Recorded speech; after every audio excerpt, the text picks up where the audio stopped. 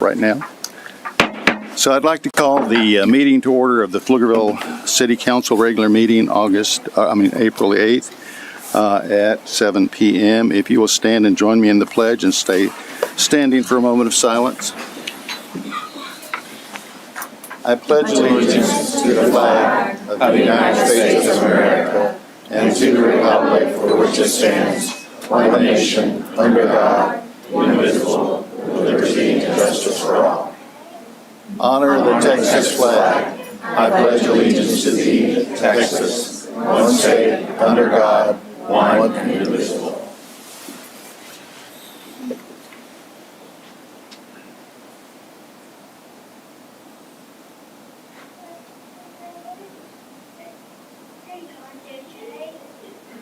You may be seated. I'm going to go straight to proclamations. I'll come back to public comment.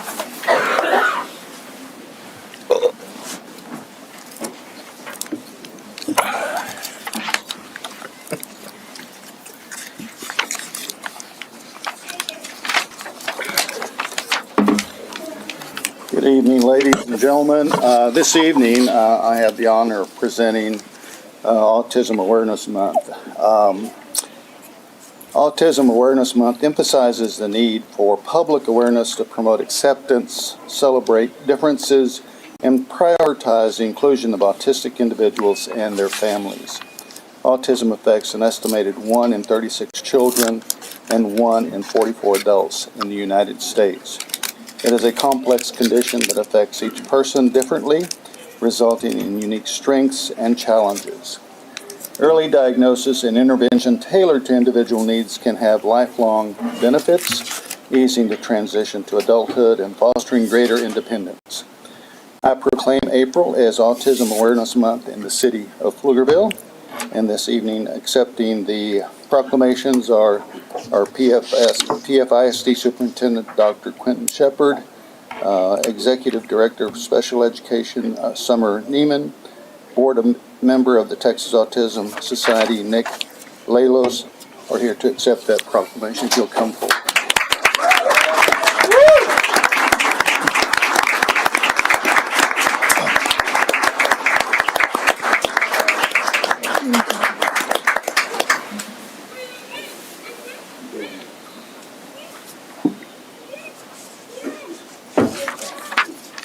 You've got to frame those. What do you want to do? It is not. Yeah. Jump. Late. Oh, sorry. I don't give her a little Yeah. Great. All right. And then we have some special guests. Get everybody in there?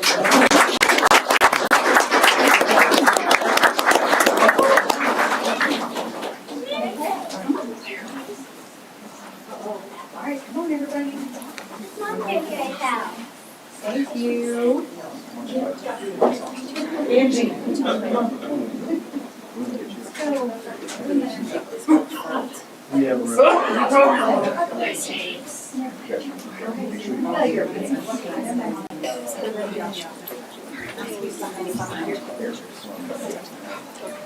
One, two, three. They got their attention real quick though, right? Yeah. Oh, so great. I'm so proud of all of you.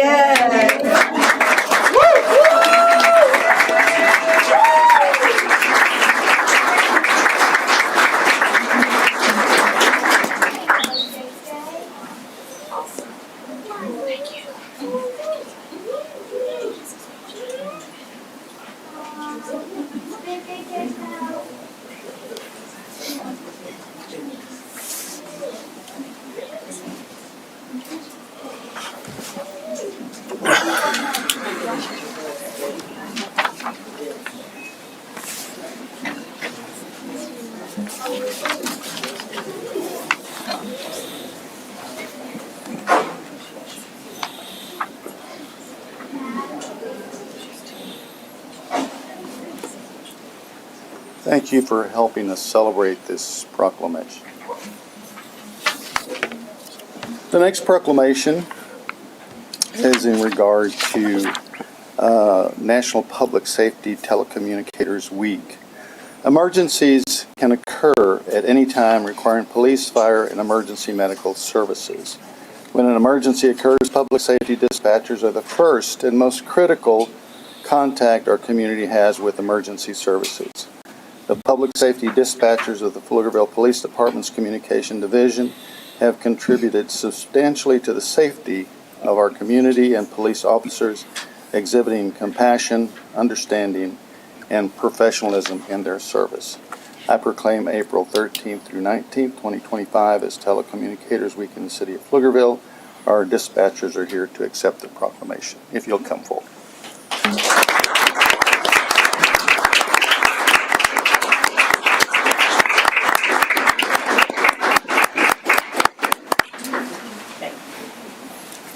So are those the team issued kicks over here? They got the memo, it's Red Shoe Day. I know. I'm like, wait a minute. By the way, I love my. Let's pop. Look at him standing around the crowd.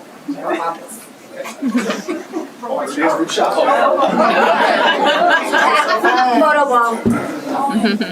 bomb. They ready. There you go.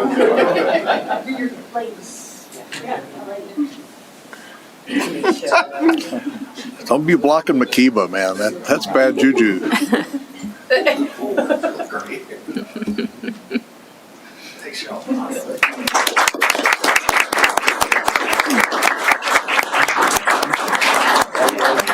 you.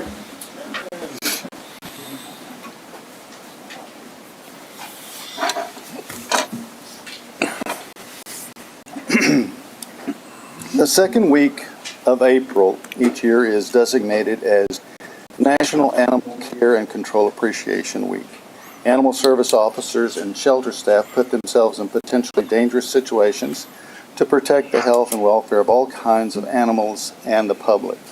In addition to field work and shelter services, Pflugerville Animal Welfare Service delivers critical community programs such as adoption events, trunk or treat, pet pantry, pickets for paws, and education programs to schools and community groups. I proclaim April the 13th through the 19th, 2025 as National Animal Care and Control Appreciation Week in the city of Pflugerville. Rhonda McClendon, Animal Shelter Director, is here to accept proclamation.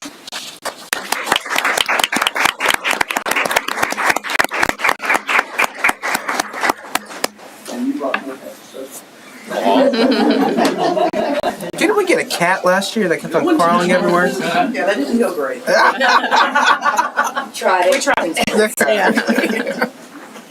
Success.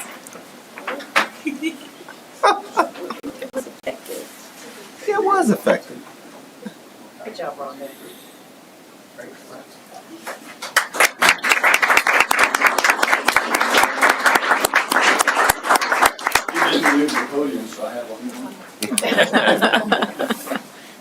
All It's a right. marathon today.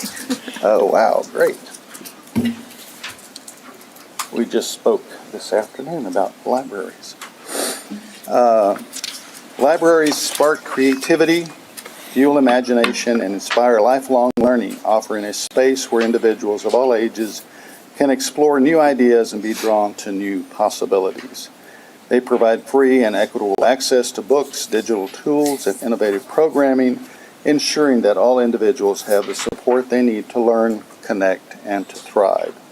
Dedicated librarians and library workers provide welcoming spaces that inspire discovery, collaboration, and creativity for all. I proclaim April 6th through the 12th, 2025 as National Library Week in the city of Pflugerville.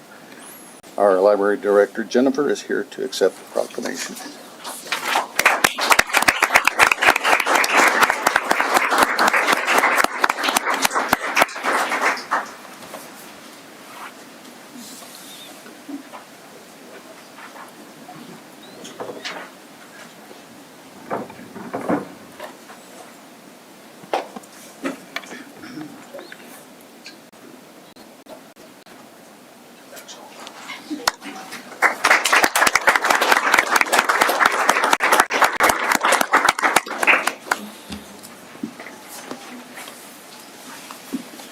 Okay.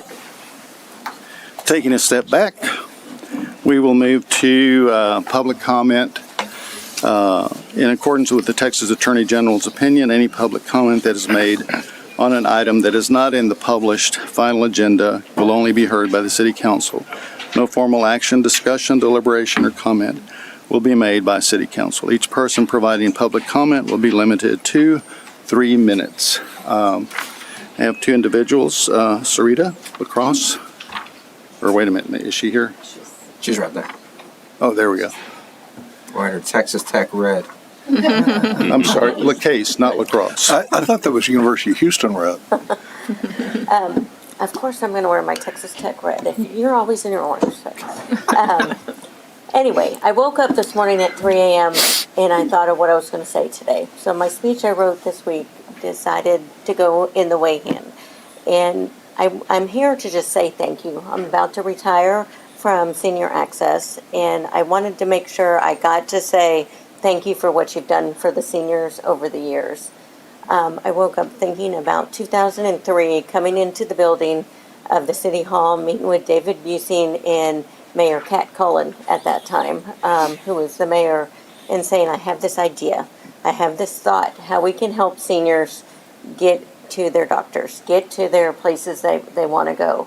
And I remember sitting there, and it was a very low-key, I felt very comfortable, and from that day, and that was in 2003, it's really boomed. 2004, on November 1st, we did our first ride. We did our first ride for seniors. We took our first lady, her name was Phyllis Hay, to the doctors. Phyllis was a lady that became our best volunteer that year. She wanted to give back not only because we were giving her a ride, but because she was able to do that and give out to other people. She would show up to my office before I would. So I would get to the office, and here she would be 83 years old at that time, just working in my office, getting things done, ready to call people to get rides. Since that day, we've grown, we've merged, we've expanded, and it's only because you guys have been so supportive. You've been there every step of the way. You've been doing videos for me that I needed for events.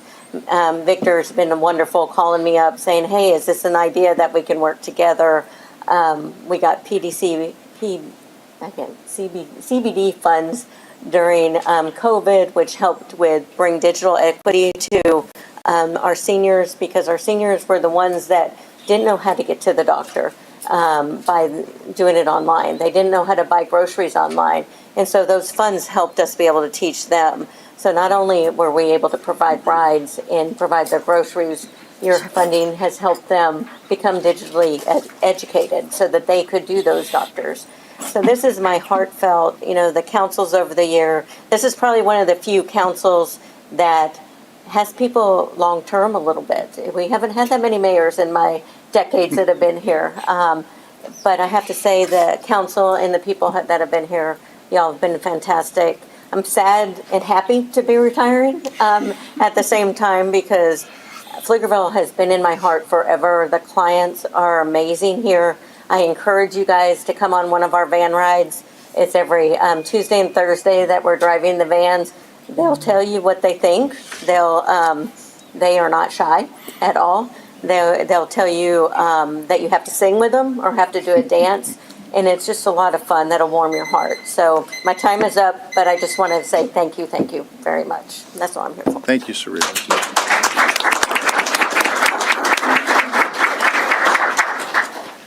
Our next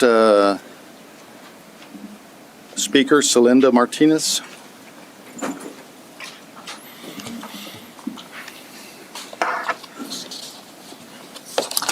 Good evening, Mayor and Council members. First of all, thank you for this opportunity to speak with you about two programs offered here in our Pflugerville community. I am here representing the ESL, English as a Second Language, and citizenship classes being offered in our community. Rafael Gomez runs the ESL program, and I run the citizenship program. Behind me here are two volunteer teachers with the ESL program. Currently, the ESL classes are offered at 3 local churches in our community: St. Elizabeth Catholic Church, Parkway Bible Church, and Union Church. These classes meet twice a week on Tuesday and Thursday evenings from 7 to 9 p.m., with classes starting in September and ending in April. Our Pflugerville community is a very diversified community, and our enrollment is a testament to that diversity. This school year, enrollment was 160 students with 17 countries being represented. 84% of the students enrolled in the ESL program reside here in Pflugerville. The remainder percentage is made up from students who drive in from Hutto, Taylor, Round Rock, Georgetown, and the Austin area. There is a registration fee that's charged, which is $60, and that's to help cover the cost of the books and some of the supplies that are needed throughout the school year. The ESL program is in need of volunteers, and the commitment is one night a week for 2 hours. The only skill you have to have is to be proficient in English. You do not have to have speaking, you do not have to have teaching experience. Anyone interested in volunteer, please let me know and I can put you in touch with Rafael Gomez. As I stated, I run the citizenship program. I started this program in 2009, and my citizenship class runs from September through December of each school year, and I teach it at Pflugerville Community Church just down the street here. Class is held on Monday evenings from 7 to 9 p.m. Students learn the civics questions, the history, and government needed to prepare them for citizenship test. This school year, 5 countries were represented in this class. There is a registration fee of $65, and that covers the cost of the 2 books they receive and some supplies. Anyone interested in our citizenship program may see me, and I will be happy to answer any questions you may have. Both of these programs are community services in Pflugerville, and both are run 100% by volunteers. These programs would not exist if not for these volunteers. You can finish, please. Our volunteers are the heart of these programs. Thank you very much for your time. Thank you.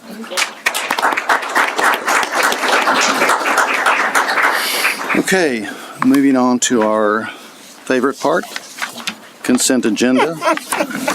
Krista, I'd like to pull 5L. 5L.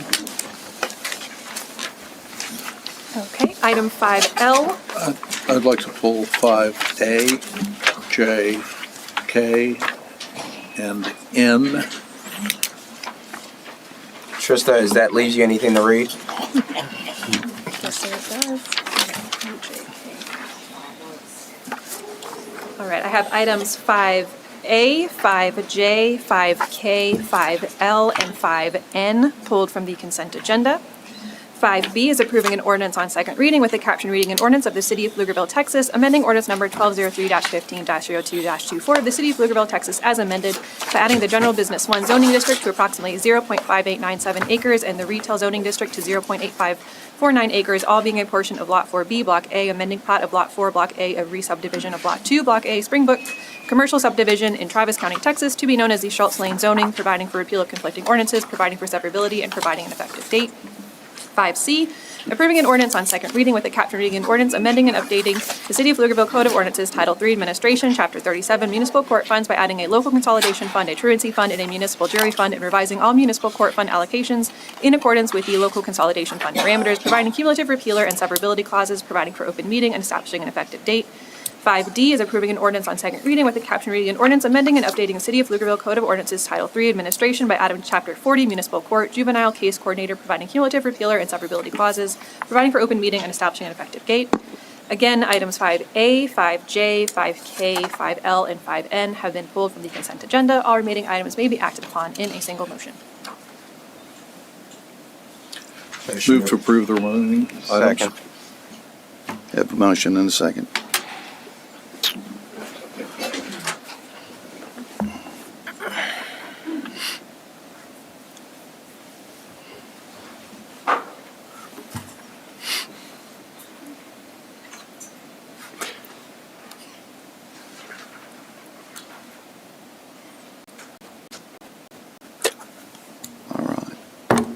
Motion carried. Thank you. All right, moving on to public hearings and ordinances. Item 6A is to conduct a public hearing regarding the Community Development Block Grant Annual Action Plan for Program Year 2025. Dr. Turk. Good evening, Mayor, Council, and community. My name is Dr. Yasmin Turk, and I'm the Planning Manager for the City of Pflugerville. I'm glad to be here today to kick off the Plan Year 2025 Action Plan for the Community Development Block Grant. Community Development Block Grant, known as CDBG. Rolls right off the tongue. The primary objective of the CDBG program is to develop viable urban communities by providing decent housing, a suitable living environment, and expanding economic opportunities, principally for persons of low and moderate income. The 5-year consolidated plan was completed last year. The city then selected the projects that were identified as highest needs to formulate a plan of action. The projects that were selected are required to back one of the 3 objectives of the national program, which is it has to benefit low to moderate income persons, prevent or eliminate a blight, or address other urgent community needs. The 5-year consolidated plan identified these needs. The city identified the top 2 as high need based on public feedback received through the process. This feedback was collected betwixt in-person meetings, surveys, and stakeholder groups. These are the anticipated projects for the year. City staff is currently working through improving a local roadway on Parkway Drive. That design is wrapping up, and city staff will roll into construction within fiscal year 26. As part of the community service portion of the grant, the city provides $200 scholarships for qualifying youth and seniors to attend Parks and Recs programming throughout the year.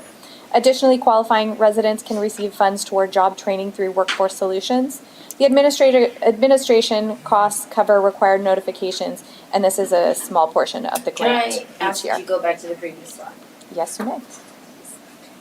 So for housing and homelessness, even though it says low, are we saying there's no need to address those items? Tell me more about that. Yes, so there was a process in developing the 5-year consolidated plan where they sought community feedback and collaborated with organizations like ECHO, food pantries, Travis County, HHSC, community stakeholders of all sorts, and these were the priorities that were identified by those stakeholder groups and how they ranked them. So that's why infrastructure and community service were ranked the highest, because that is what the feedback received from the community and stakeholders identified as the highest of priority needs. Can you tell people what ECHO stands for? That is a great question. It is Coalition for Homelessness. I'll have to look it up and follow it, actually. That does enough just so people are cognizant of what it is. It's ending homelessness. It's a coalition. Yeah. Mhm. Yeah. Ending Coalition Homelessness. I'll find out what the O means and have to follow up on that. So in reference to those items that were rated low, we were targeting a specific geographical area, is that correct? Or We are targeting needs more than areas. There are specific Okay. areas that would apply for example, infrastructure. But some of the priorities, such as offering scholarships, those Right. are based on income, not based on location. Right. So it applies for residents throughout Pflugerville, as well as Workforce Solutions. Okay. Will you expand on what is encompassed with community service? Community service is basically all of the services that would reach out to the community. So some of the programs that we do have coming up, like the scholarships and Workforce Solutions and scholarships for seniors and youth, those are things that would be included in community service. Does that include like the registration or membership fee to the rec center and other things for seniors? I am not sure. I know that for the rec center camps, that is something that it does include. That is something that we have already been, funds have been requested for this year. I'm not sure about a membership fee. I know it is for like the camps is usually what the scholarships go towards. Camps or activities. Yeah. So besides the camp, are we funding anything else under the community service? There is programming for seniors as well through the Recs department. Oh, for like events? Mm-hmm. Oh, yes.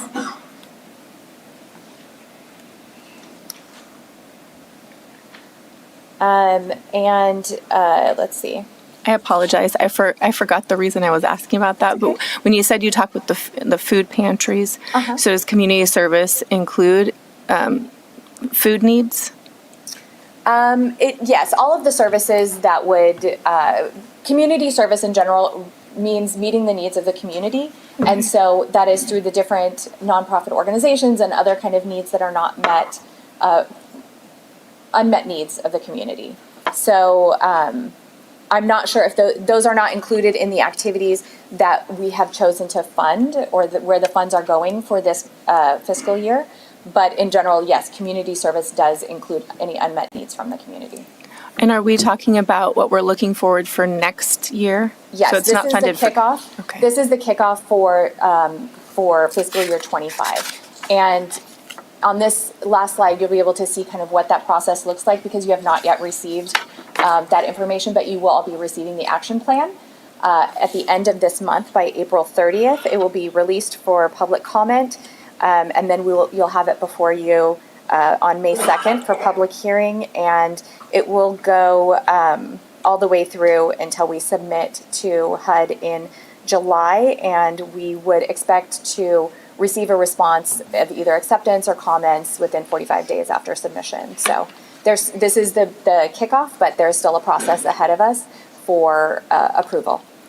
And what is there a situation where we would not spend all the funds that we planned? And if so, what would happen with those funds? We really work hard to make sure that all allotted funds are spent. The funds can go towards the general fund. For example, for this infrastructure project of the roadway, it's something that would go into our general fund so that we could use it towards any of our projects, but it's specifically allocated for that Parkway project that meets the needs of the specific CDBG. CDBG. Yes. CDBG. Say that 5 times fast. Of the grant, yes. And that is a specific geographic area that we have on the Correct. map of what we can do in that area, but the Correct. community service Yes. is for the citywide. Yes, infrastructure is location specific to meet the needs set out in the grant, which is low to moderate income, and then community service applies to anyone who qualifies for those services, regardless of location within the city of Pflugerville. And just to review, the Parkway area is a low to moderate income area that was originally developed outside the city of Pflugerville, was annexed into the city of Pflugerville. And Mayor, I believe you were councilman then. Was that in 2008? Or were you talking about Heather Wild? The Parkway Drive area. I'm not familiar with it. Parkway Drive. It's before you get to the Sonic. Take a right. Oh, yeah. Go down the hill. Yeah. There's no sidewalks. Right. The roads are in terrible shape. The Right. lights are awful. Anyhow, so that was outside of the city of Pflugerville when it was initially developed. And correct me if I'm wrong, it was annexed around 2008? No, No. it was annexed around 1997. Yeah, because it was already annexed when Yeah. I got elected. Okay. And then there were some discussions about, well, the city was going to make some improvements to it. And this is part of that ongoing commitment then. Well, that certainly make would those be an commitments. area to look at. Make those improvements. And correct me if I'm wrong, the lighting in that area has now been improved over the last 3 years. Is that correct? I'm not sure of the status of it. I know that's something that was being addressed. I'm not sure of the current status of that. Okay. project. And we Yeah. still don't have sidewalks in that area. Is that right? That is right, and I believe that is not something that we can use this funding for. You can't use CDBG funding It is for not applicable for sidewalks, just for the road itself? Yes. Sidewalks could be utilized for the roadway improvements along Parkway Drive. And so that's something we can look at with the design and then potential construction as we look into action plan for this year. Okay. And then there are also some creek flooding and drainage issues in that neighborhood. Is that correct? I can't speak to issues, but drainage, and when we look at reconstruction of a roadway, drainage would be an item that would be considered with that design. So all of those are things that we could use the CDBG funds Yes. for? Okay, thank you. And then the only addition that I have is that this, we will work with our communications team to make sure once this plan is ready, that it is shared out with the public and available for the public to see as well. Okay. Thank you. Is there anybody here from the public wishing to make comment or speak? Having none, I need a motion to close the public hearing. So moved. Second. Have a motion and a second.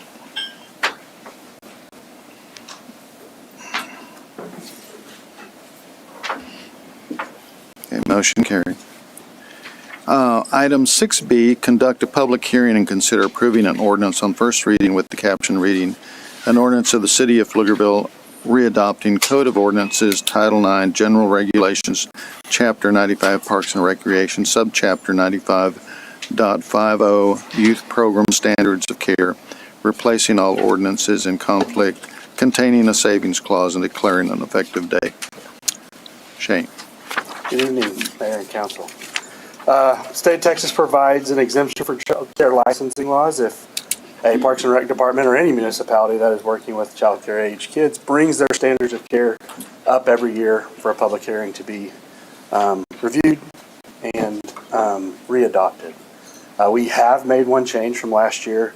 It is 95.65 Part 8, and it's just the PFISD updated their weather policy, so we updated to match. So the severe weather, the lightning, the extreme heat, the cold weather, and the air quality, we've just updated our standards to be in line with that, as we've done any time that PFISD changes theirs. So other than that, there's no other changes? No other changes from previous years. Sounds unacceptable. Any questions? Okay. Thanks, Shane. Anybody in the public wishing to make comment? Having none, Move to close the public hearing. Second. have a motion, a second, to close the public hearing. I'm sorry? I moved. Doug and It was Rudy. Rudy. Yeah.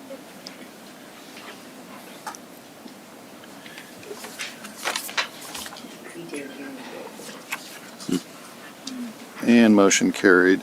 Motion to approve. Okay. Second. Presented. Same, I think, or maybe the Yeah. other way around. I think we'll be okay.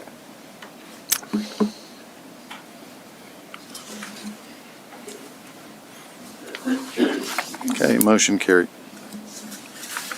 All right, item 6C, conduct a public hearing regarding the issuance of City of Pflugerville, Texas limited tax refunding bonds and approving an ordinance on first and final reading with a caption reading, ordinance authorizing the issuance of City of Pflugerville, Texas limited refunding bonds, Series 2025, levying an ad valorem tax in support of the bonds, approving a paying agent registrar agreement, a purchase agreement, and an escrow agreement, establishing a procedure for selling and delivering the bonds, and authorizing other matters related to these bonds.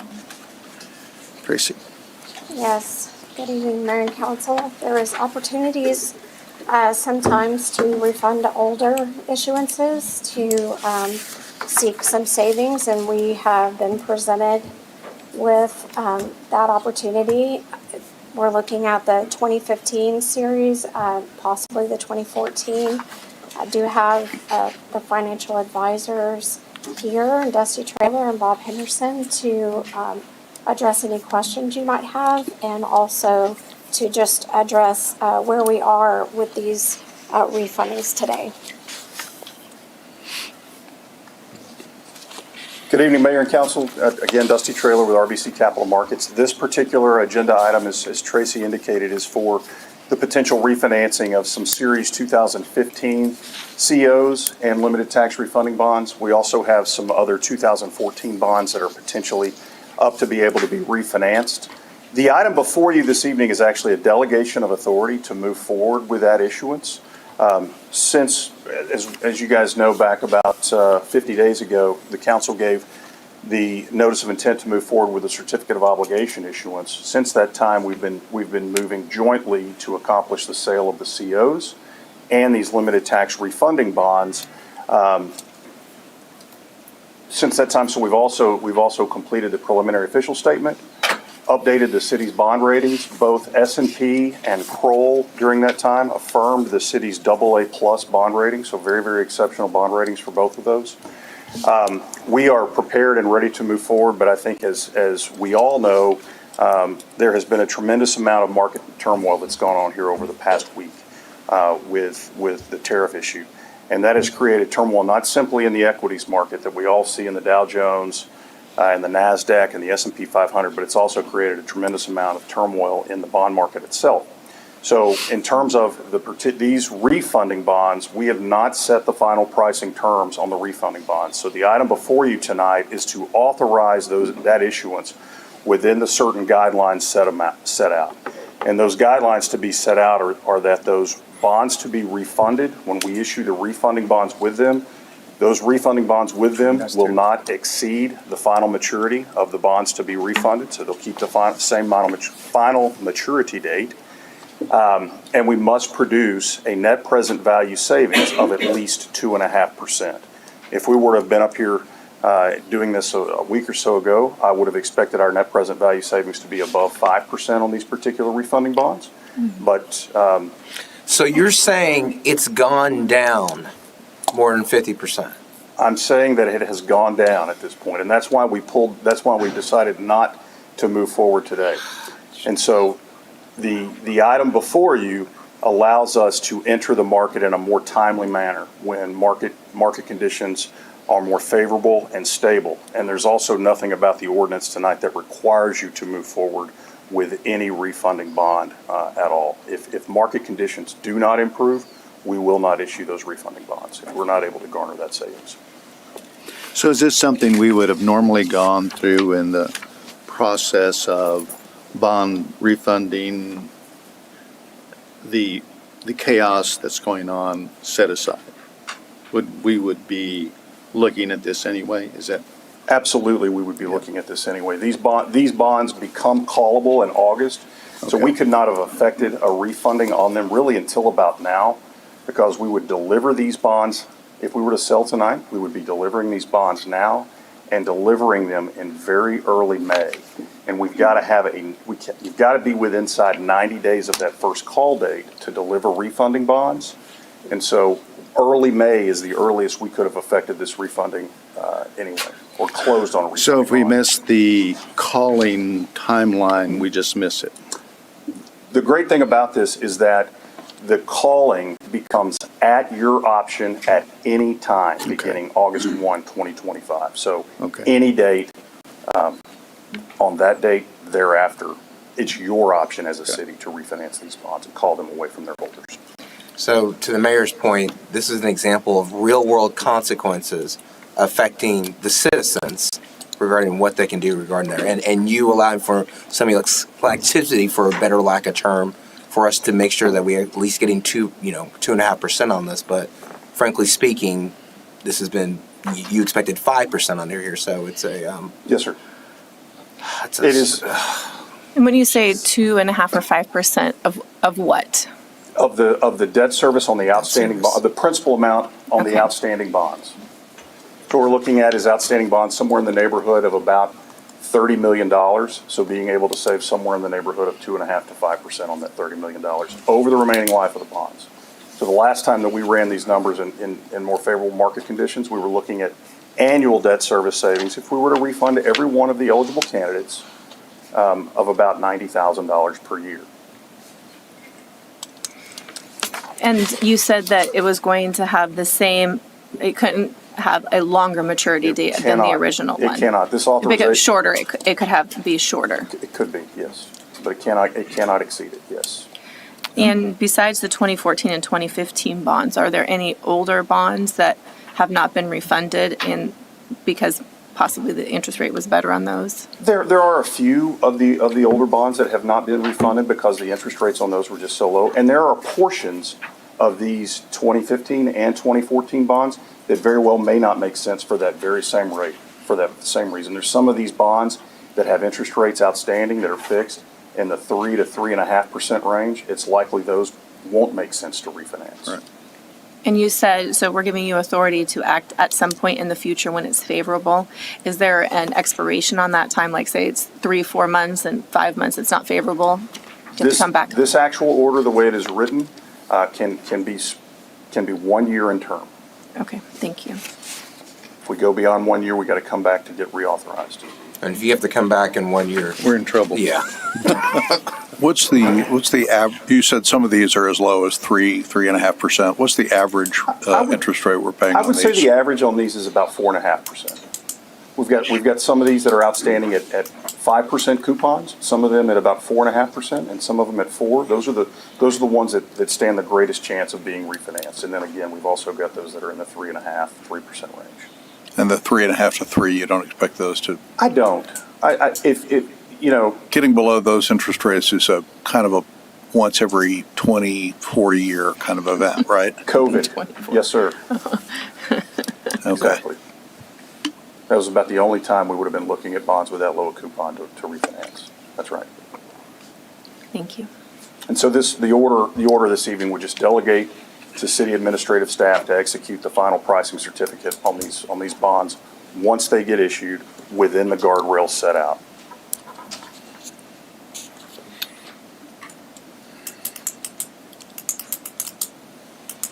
Well, I guess, Let me ask this. You mentioned the way the bond market is behaving at the moment. Are there any arbitrage opportunities? Well, your arbitrage opportunities are in your investment earnings, right? You've got some tax exempt bonds that you've already taken down. You're holding those bonds in your portfolio. There may be some opportunities for you guys to invest those bonds at a little bit higher interest rate on your construction earnings, that sort of thing. I guess really what I mean is we've got these at a call date, but is there an opportunity to purchase instead of call? There is the opportunity to purchase instead of call. We are always looking at those sorts of economics of purchasing instead of call, but then it comes down to cash available to do that. So we're talking about $30 million potentially of bonds here. So you've got to be able to come up with that amount of cash to defease it. But we're always looking at those sorts of opportunities for you.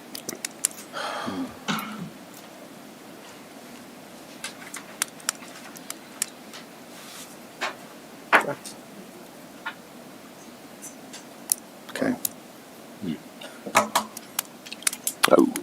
Tell me again. You mentioned net present value. Okay, here we go. 1.9 to 2.6 million. Is that the NPV of the savings, or is that over the life? That is NPV. That is NPV. Okay. In that case, I'll. Is this a public hearing? It's a public hearing. Yeah, we got a public hearing first. Yep. Is there anybody in the public wishing to make comment? There ought to be. There should be a lot of people. I hope people are watching this and being upset. All right. Need a motion to Yes. close? Motion to close public comment. Second. Motion and a second. This nonsense. Oh, you mean that it could have been more? Oh. He said 50%. That's insane. 100% increase. Are you kidding? Okay, motion carried. Motion. Yep. Go ahead. Motion to approve item 60 is presented. Second. It's a lot of money.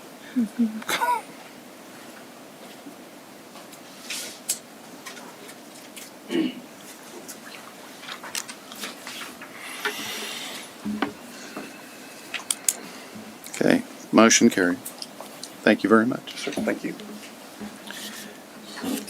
Moving on to 6D, conduct a public hearing regarding the issuance of City of Pflugerville, Texas combination tax and limited revenue certificates of obligation, approving an ordinance on first and final reading with caption reading, ordinance authorizing the issuance of City of Pflugerville, Texas combination tax and limited revenue certificates of obligation, Series 2025, levying an ad valorem tax and pledging certain net revenues in support of the certificates, approving an official statement, a purchase agreement, and any other agreements, establishing procedures for selling and delivering the certificates, and authorizing other matters related to the certificates. Again, Tracy. Yeah, so as Dusty pointed out, we did bring a notice of intent to issue back in February. That total was not to exceed 142. As we've evaluated the projects, the bonds that we are looking at issuing are at $127 million. These projects include general fund and utility projects. There's transportation, water, and wastewater projects within this list. And, well, I had the closing date up there, but that may actually move depending on, but if y'all have any questions about this Depending on one. chaos. It's probably going to back up a little bit, but.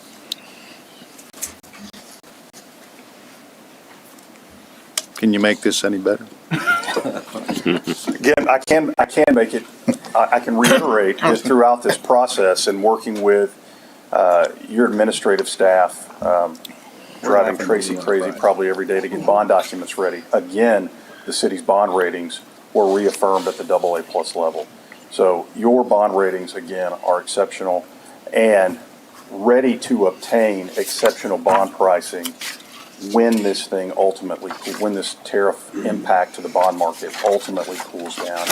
And that was the reason for a collective decision today between our underwriting desk, your actual underwriter's desk, to say, hey, let's tap the brakes on this and not throw these COs into such turbulent waters in the bond market today.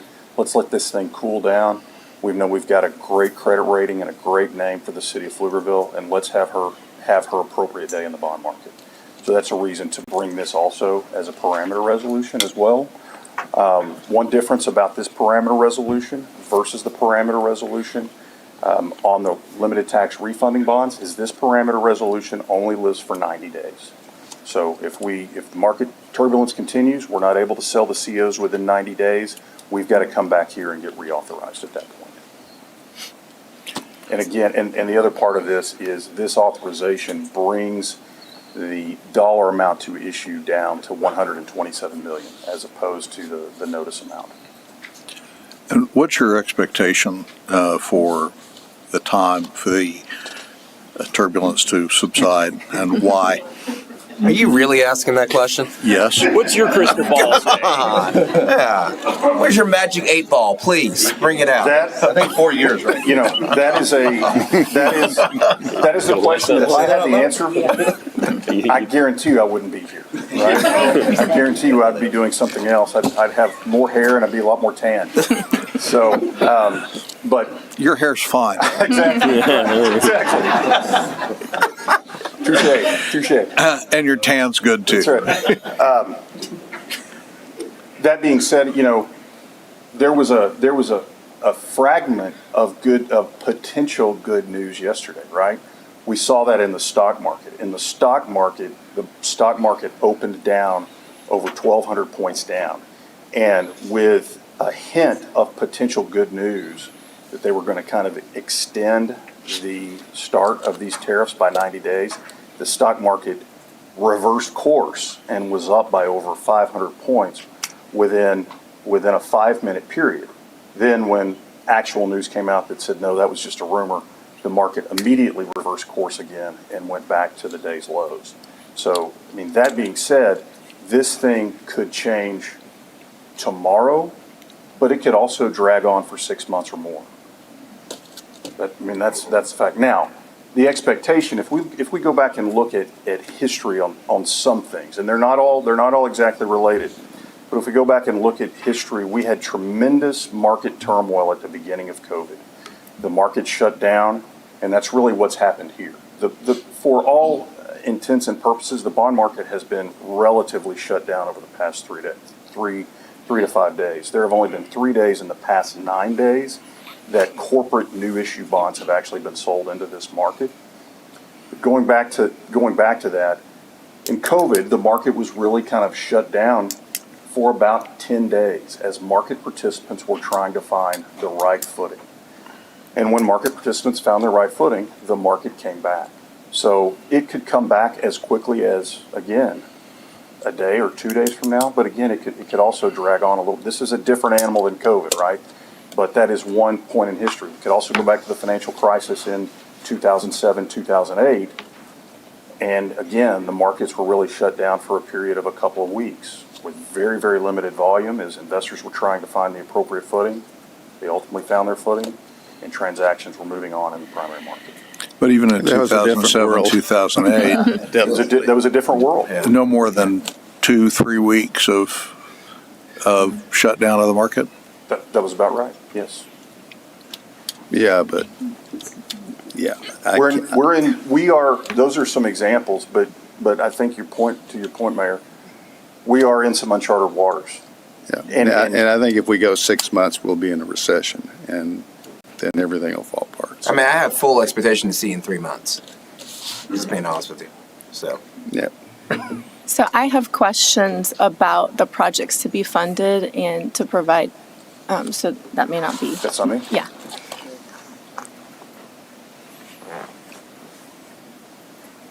So since this is a public hearing, is there information that's prepared to tell the public about what we're funding? I don't have a PowerPoint on the list. It was included in the agenda, I believe. Okay, so my question on some of these that had gotten additional information about the planned completion, some of these are 3 and 4 years out. And so my question is, why are we issuing debt now for projects that aren't expected to start in 2 to 3 years? The completion date isn't when the project is starting, it's when it should be projected to complete. So a lot of the funding in these projects is for design, or if they're being designed now with funding we have, it's for starting construction. So not all of them are at the same stage, but they are all moving either in design or moving towards construction. So the years that were put on that project list were the completion year. And what is the reason that we can't bring these transportation projects for a general obligation bond with the vote of the people? That's not a question for her. That's That's your question you're to yeah, you. Yeah. Oh. Yeah.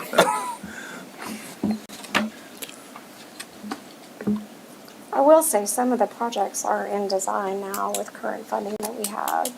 So we would definitely set those designs aside, waiting for an election, but Which would include, as you said, transportation, water, and wastewater projects, which are the bones of a city, and in a city that's growing rapidly, to go ahead and delay that from that.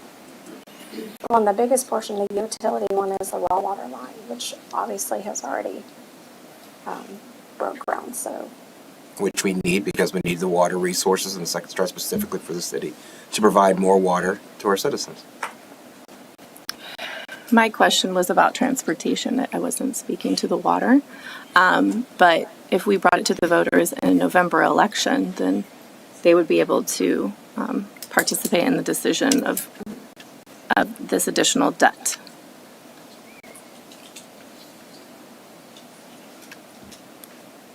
Okay. So my question, I had sent this to staff in advance. There is a project on there, where'd it go?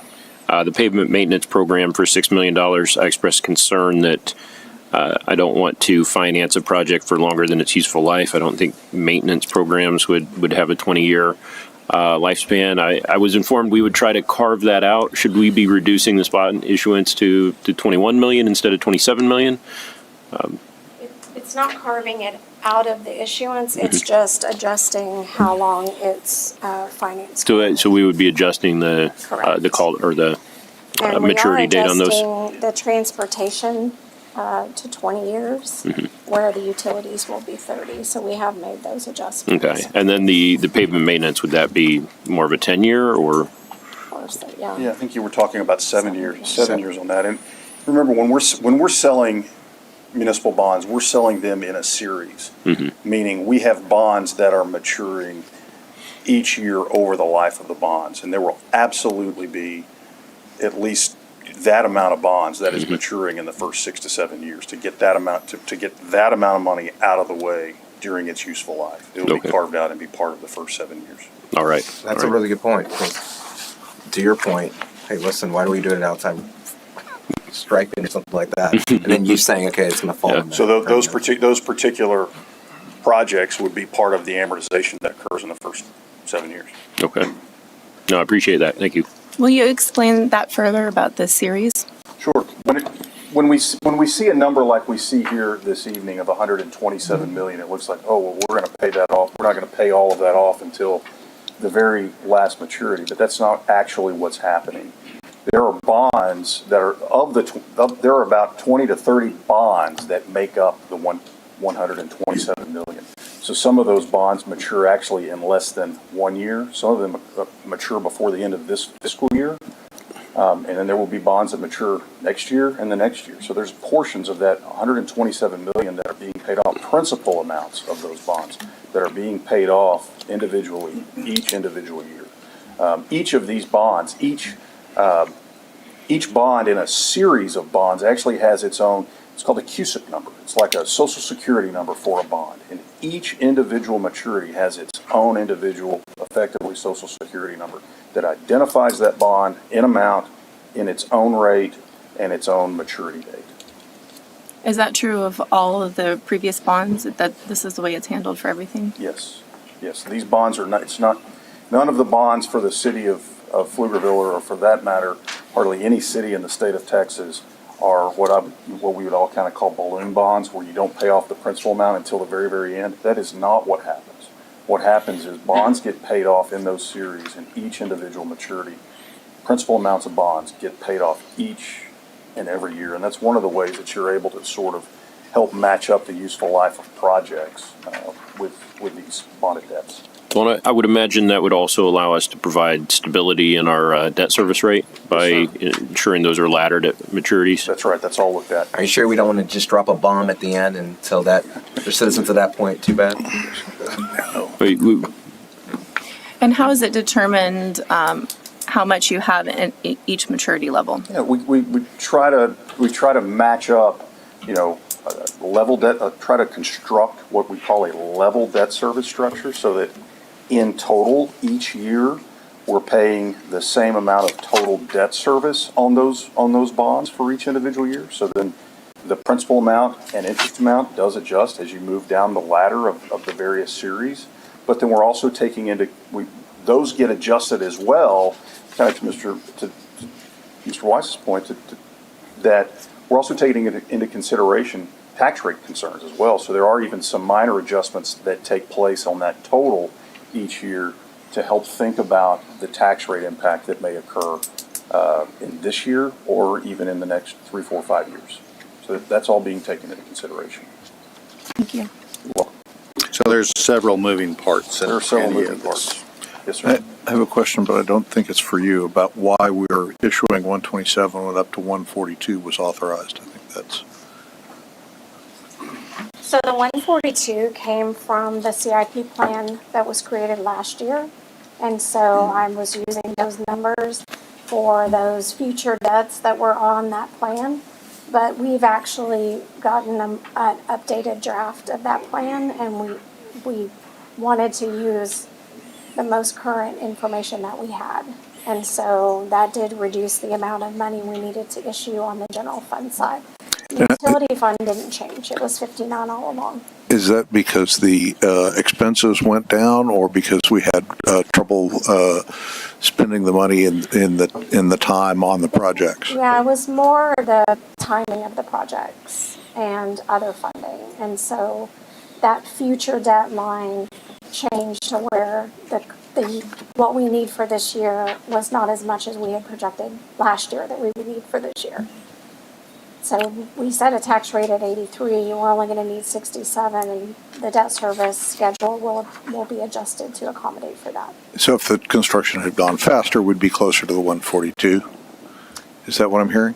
It's just, there were some projects that were kicked out further in the schedule, so maybe they were projected in last year's plan to be starting earlier, but they're actually going to be starting maybe a year later, and so that future debt dropped a little bit. Do we know why they were kicked out? I don't know, but Okay, thank you. So on this agenda item, are we voting on 127 million or 142 million? the ordinance is at 120. 127. Okay. Not 142. Okay. Is there anybody in the public wishing to make public comment on this? Okay. Could I get a motion to close? Move to close the public hearing. Second. Motion and second to close the hearing.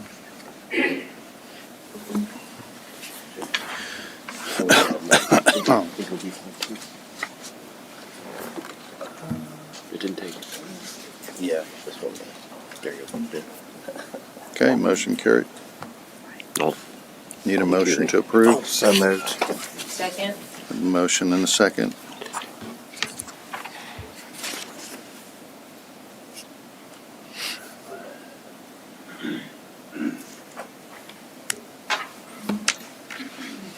Okay, motion carried. If we can We're run that missing, vote one we're more. missing- we're missing David. Just put him. We're not in. just missing David. There's- And the mayor. We're missing the mayor too. Well, okay, what happened? Did we have 4 And votes? The government was coming after us.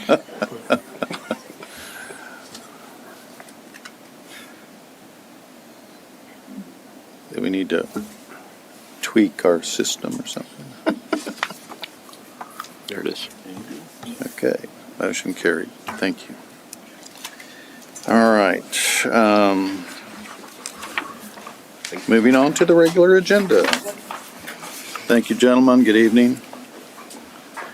Item 7A is discuss, consider action to approve a construction contract with Core Construction in the amount of $77,631,160 for construction services associated with the City of Pflugerville Public Works Complex and authorize the city manager to execute the same. Brandon. Thank you, Mayor. Good evening, Mayor and Council. Excuse me, I'm a little bit hoarse, but I will do my best to sound as reasonable as humanly possible. Again, for the record, Brandon Pritchett, Utility Director for the city. This is a construction contract for the Public Works Complex project. We have discussed numerous times, whether through rezoning or we lunch and learn as well as the existing Public Works facility. But to give you a recap of the existing Public Works facility, you've all been out to the facility. Offices all of our Public Works staff, so we're about roughly 150 of normal staff that are there, not including water treatment staff that are located at the water treatment plant itself. We currently have a variety of rental construction trailers, so they're we've kind of in betwixt the two like administrative facilities is the wastewater treatment facility in that picture. But buildings 7, 8, 9, and 10 are all construction rental trailers that we lease for offices. Brandon, do you have any of those pictures of those trailers? So nice. They're beautiful. They're beautiful trailers. We have nice signs outside that I'm very proud of. But yes, there are 4 rental trailers that we office staff out of, both operational staff, engineering staff, and facility maintenance staff. The majority of the facility, as is most wastewater treatment facilities, it is currently in the floodplain. So buildings 7, 8, 9, and 10, the joke is if we have a very torrential downpour, we will float those construction trailers down the creek. Obviously we prefer not to have that happen. Most of the facilities that you see there are retrofitted sheds. Some of them have been made by staff. They're a very interesting amalgamation of facilities that we have out there. So the Public Works Complex, some of these pictures you've already seen before. We came forward with y'all for a PUD for this facility. But it's space for up to 240 Public Works employees by 2043. So as part of the project, at the beginning of the design project, we did a space needs analysis. So we said, okay, of course, crystal ball of what growth is going to look like, both with the city and the staff. But we're like, what is city staffing going to need for Public Works as a whole, both in streets, drainage, transportation, and utilities? And we looked at that space needs. Looking at growth patterns would be up to 240 employees. This site breakdown across the expansive site, it's a variety of square footage. The administrative is a 2-floor, 56,000 square foot, which includes our engineering staff for both transportation and utilities. There's supply building as well that is about 17,000 square feet. Shops and storage, we have a lot of mechanical storages, right? We're a very heavy civil and mechanical group of folks, so we do a lot of welding, a lot of shop work, a lot of heavy work. So a lot of those shops are in that facility of 21,000 square feet. Excuse me. And then we have vehicle wash bays. So as you know, not just our staffing, but citywide staffing has fleet vehicles that they drive around town, whether that's Public Works staff, PD staff. They of course have to wash those vehicles. So this includes a wash bay for both normal vehicles as well as large dump trucks, heavy equipment, hydro excavators, and those type of vehicles. It also allows for a fueling station as well. So currently the city has fueling that we have a card that we go and get retail at any normal gas station, that just like anybody else does. The fueling station allows us to buy that at cost and not have to pay the markup that a normal fueling station has, and be able to supply that for city staff when we need to. So given there's an emergency, there's no fuel pumps active, we can ensure that our fueling station is active for both public works staff, PD staff, any kind of infrastructure needs or public safety needs. On the fueling stations, is the plan for those to be entirely gasoline and diesel fuel, or are you planning to have some of those electric fueling stations? So two things. So there's the fueling station itself is both gasoline, diesel, and DEF for diesel vehicles. So that is there. We can look a little bit of like what the facility layout is. The covered vehicle parking for city vehicles. That is pre-wired for electric. The hardest part about doing that and like designing for it is we drive very large vehicles. We drive F-550s and they're huge, and we don't know what the future of electric vehicles is going to look like for a F-550 or a dump truck or a hydro excavator, and so they're pre-wired for that if we decide that, oh, we're going to electrify our fleet. But it's also really early to figure out if that's going to be for those kind of vehicles for us to electrify those, if that makes sense. So we have the ability to, but not the right time yet. This facility is also adjacent to the surface water treatment plant off of Weiss Lane. So the site itself is the water treatment plant, and just adjacent to the east is where the public works complex will be located. So the timeline of the entirety of the project. So in April 2021, council authorized a public works complex facilities master plan. So that allowed us to be able to look at both space needs, where can it go, where is everybody going to office out of, and then as we move that forward, that was completed in July 2022, which really allowed us to outline how we were going to develop an RFQ for a design architect, which then we move forward with that publication, and then also council approved certificates of obligation to fund a portion of this project. And in June 2023, you approved the design architect Marmon Mock. And then in August 2024, council approved the construction manager at risk for this project. So both are in attendance, so in case y'all ever have questions for our architect or our CMAR. So the construction costs for this project. So council approved a CIP budget for the entire project of $77,941,709. So if you look in the FY 25 to 29 approved CIP, that is the approved amount for both building construction as well as equipment. So equipment includes meter test bays, welding facilities, fuel or vehicle lifts for the fleet facility. The CMAR, after getting an immense amount of bids, over 250 bids on this project, so is a very well attended bid for for what it was. What do you attribute that to? Because I know we've had very low bidder interest in some of our projects over the last few years. Sure. So I think there's a difference in like what you're constructing, right? So, well, two things, right? When you do a CMAR project, you're allowed to go to a variety, like a plethora of sub-disciplines. And so it's one construction manager that manages all those sub-trades. But also the construction of this is a little different than what we normally construct. So when you look at, so anything I'm building is underground pipe work, or, water wastewater facility, or for Evans Group, it's roads, right? Those are more specialty contractors, whereas commercial contractors for like an upwards building, it's very common, right? You can see them anywhere in the city. You can see, facilities going up, and they're very common trades contractors, whereas our type of work for like heavy civil and mechanical work that we have normally, those are more specialized construction, whereas this is a little bit more commercial and less industrial, if that makes sense.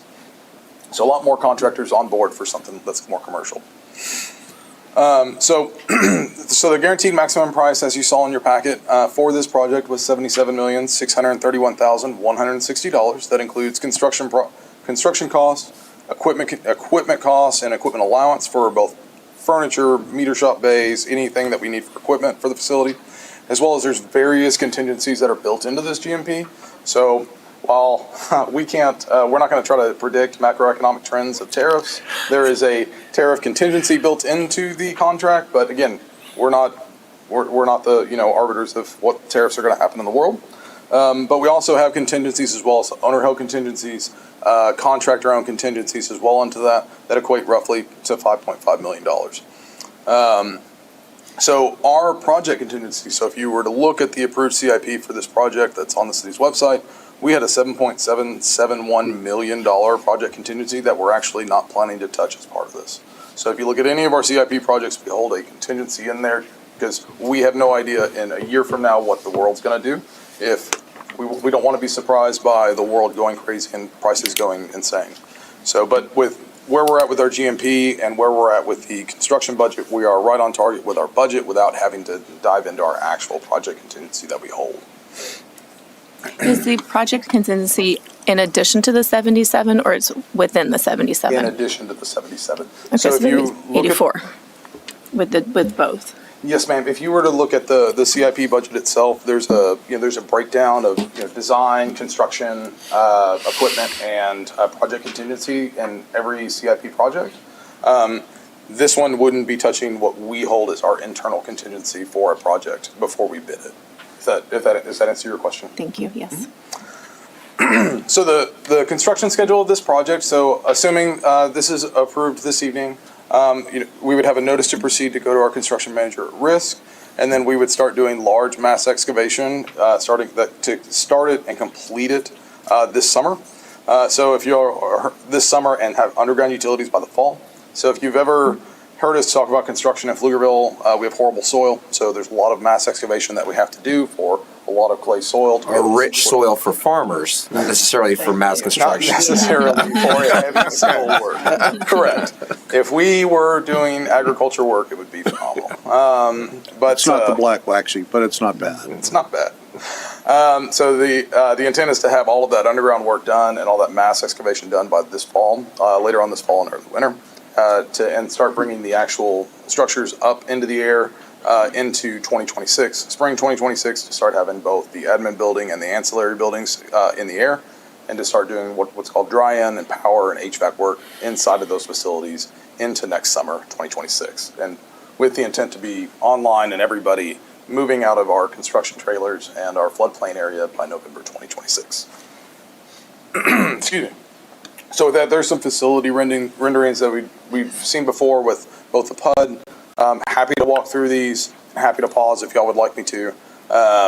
But essentially the Public Works facility as a whole, this would be the front of the facility. Again, y'all have seen these before with the PUD, but also with other presentations we've done. So this would be the front admin office building where the public can come and interact with Public Works staff and be able to park in here, be able to interact, whatever their needs may be. This is a different angle of the front of the building. So the other one was looking directly at it. This is looking off to the west, essentially towards the water treatment plant. So these are the supply buildings. So the supply building where we hold material. So we have a lot of pipe, material, valves that we have for any of our work. So these are the supply buildings where crews come in, or logistics folks load up all the materials they need for a work order, and they pick it up here at the supply building before they leave for the day to do their work. And then you look at the shops building, similar outlook, right? We're holding that blue and green color, which is a very, stark color that we use here that we're very proud of, and very proud of those colors that we use all over the city. The shops building is very similar outlook as far as the Archbishop once or twice. The Archbishop, what? It is a book about joy, though, so. But the shops building, and then of course you have the fleet maintenance building. So again, we maintain all of the city's fleet. So whether that's Public Works staff, PD staff, every vehicle is maintained by Public Works staff. So this facility itself is to allow for check-in of those vehicles and for service to be done. And the final slide I had before questions is this is the aerial. This is the aerial of the image if you were looking from what will be the future East Pflugerville Parkway. So looking in the very back, you see that gray rendering, that's Weiss High School. So this is the aerial view of it, of course, with everything else grayscale around it. But with that, happy to answer any questions. We have our team's here to be able to answer any questions as far as the design architect, construction manager at risk, but I mean, public works staff's always happy to answer any questions y'all may have. So off to the right here would be the water treatment facility? Yes, sir. And can you tell me, obviously, as you're moving from the floodplain up here to high ground, will there still be material storage distributed at the water treatment or the wastewater treatment plant? Or if they need repair parts, are the repair parts coming from here and driving across town? Repair parts are here at this facility. Okay, so it's centralized, and as we add the additional wastewater treatment plants, will have centralized parts inventory here. Yes, the wastewater treatment plants typically, though, they both have their own small storage areas. So they will have some distributed part storage for their specific facility, right? Because if you're talking about something that I have to load onto a trailer, right? Or like the timing of loading that up, whereas if I could just pull a forklift around and move it to where I need to at the facility, logistically speaking, it makes more sense for those to be at the facility. So, and we have existing storage available for those parts? Yes, sir. And at the new facility, the Wilbarger wastewater treatment facility as well, that has what's called a maintenance bay for that storage as well. Okay. But this for pipe, valve, anything that we're doing normally in the field, not specifically for a large plant facility. So it's going to be here. our networked infrastructure, the pipes and everything that carry it to the plants. Yes, sir. And as far as pipe bedding, pipe material that we have as well is stored at this facility. So I wasn't here for all of the previous presentations. So could you elaborate on, you said there was a PUD for this?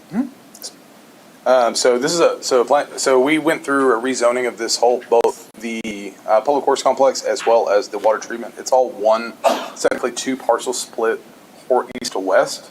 So we went to rezone it to be able to make sure that we comply with code, with the development code.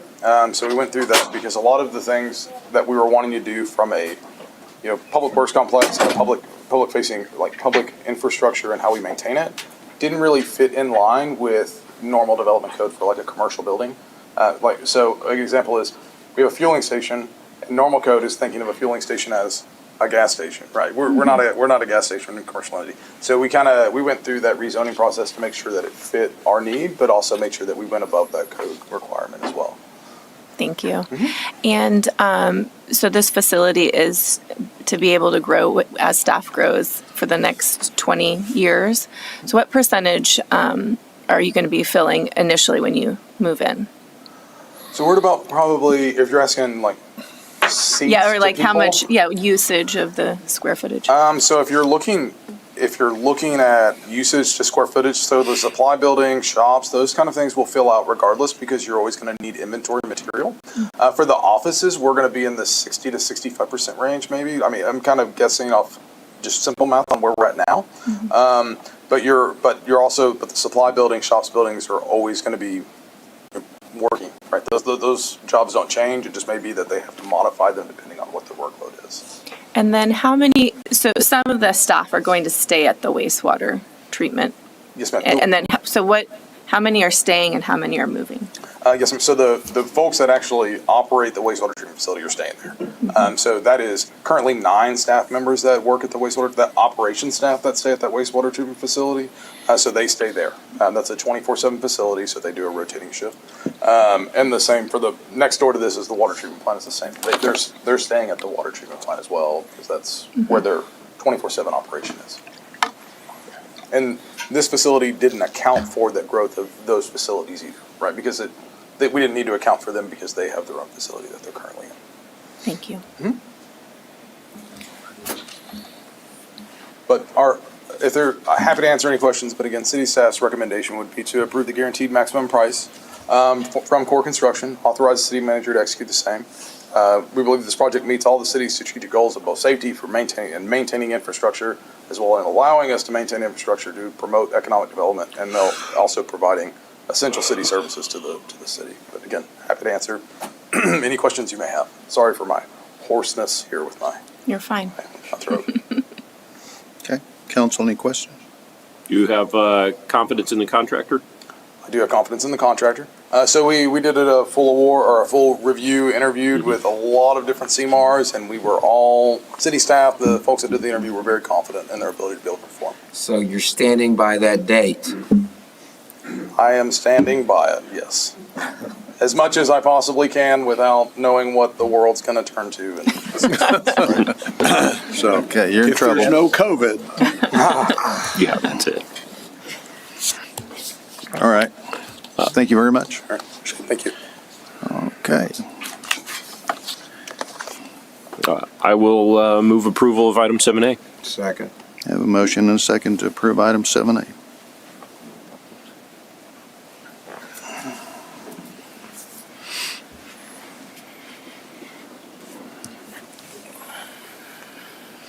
Okay, motion carried. Okay, item 7B, discuss and consider action regarding funding for the Wild, not the Wild West, but the Wild West Brewfest. I really thought it was Wild Wild West. Could have been. Wild West, Blue Fest.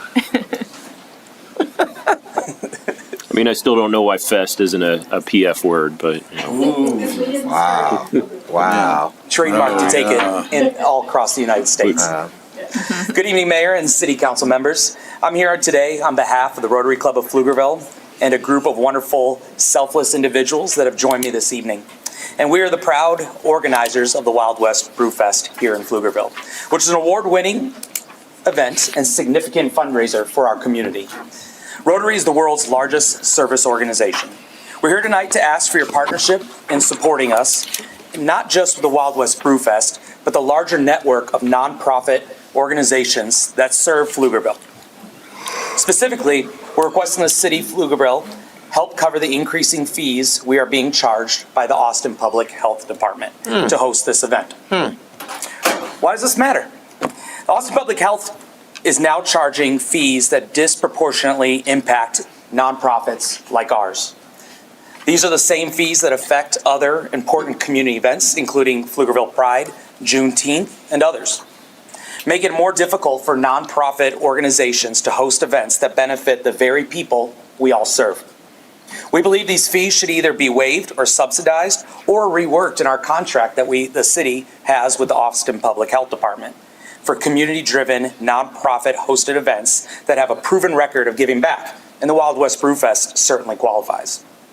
4 quick points. We're not just a festival. Wild West Brewfest is a 100% volunteer-run event, and every dollar of profit goes right back into the community of Pflugerville. This past year, because of our event in 2024, the Rotary Club was able to reach out and help support 3 new different nonprofits. Through scholarships, food assistant programs like Backpack Friends, global literacy projects like Libraries of Love, and vital local organizations here, such as Circle of Hope and Senior Access. These groups provide critical support to our community, and the funds raised through this event directly benefit their causes. Number 2, we're attracting tourism and putting Pflugerville on the map. I can't tell you how many times I get asked, how do you even pronounce our city when I'm reaching out and visiting breweries across the state of Texas. This year, we've seen ticket sales from as far away as Colorado, Florida, Illinois, and New York. We're driving real dollars, number 3, we're driving real dollars into the local economy. Beyond our charitable impact, we're also bringing thousands of visitors into Pflugerville who are spending money here, benefiting our small businesses, our vendors, and our hotels. Last point, we're committed to safety and accessibility. We're also asking the city of Pflugerville to help support the Fetch a Ride program, which will help keep Ubers affordable during this festival. Ensuring accessible, affordable transportation helps keep Wild West Brewfest both fun and safe for everyone attending, further supporting our goal of keeping or being a responsible, community-focused event. So our ask today is simple. We have 3 big asks. 1 is to reimburse us for our APH fees associated with hosting the Wild West Brewfest. We wrote the check yesterday. It was $16,400. Number 2, our next ask is to support the Fetch a Ride program to ensure affordable, safe transportation options for attendees. Number 3, we're asking you to help explore a broader policy for supporting nonprofit-led events that serve our community. This event is not just a fundraiser. Again, it's a celebration of our community. We're bringing people together. Wild West Brewfest brings together people from Pflugerville, surrounding cities, and even out of state to experience the spirit of our town. It's an opportunity to highlight what makes Pflugerville special, to showcase our local businesses and create lasting memories that strengthen our community bonds. With your support, we can continue making Wild West Brewfest a success, bringing more visitors to Pflugerville, supporting local nonprofits, and ensuring that everyone has a safe and enjoyable experience. Thank you for your time and consideration. So I'm sure you said this and I missed it. What was the revenue that you guys brought in last year? As far as total profit that we dispersed, How about? total profit or total revenue coming into the event was $112,000. And the profit that was dispersed to the community? From that event, we're about $15,000. I'm sorry, Exactly. $15,000 About 50, just over $15,000. to the community. Correct. This year, it's going to be a little bit higher. We've really gone back to look at what our cost savings can be and find out, continue to work and see where can we save money. So we could actually redirect the $16,000 to our community, and it would be a net win for everybody. Correct. Do you understand what I'm saying? Yep. At the end of the day, is that this event, again, when I had conversations with the city of Hutto, they were like, hey, listen, you bring it here to the Brushy Creek Amphitheater, and we'll offset this costs you nothing at all.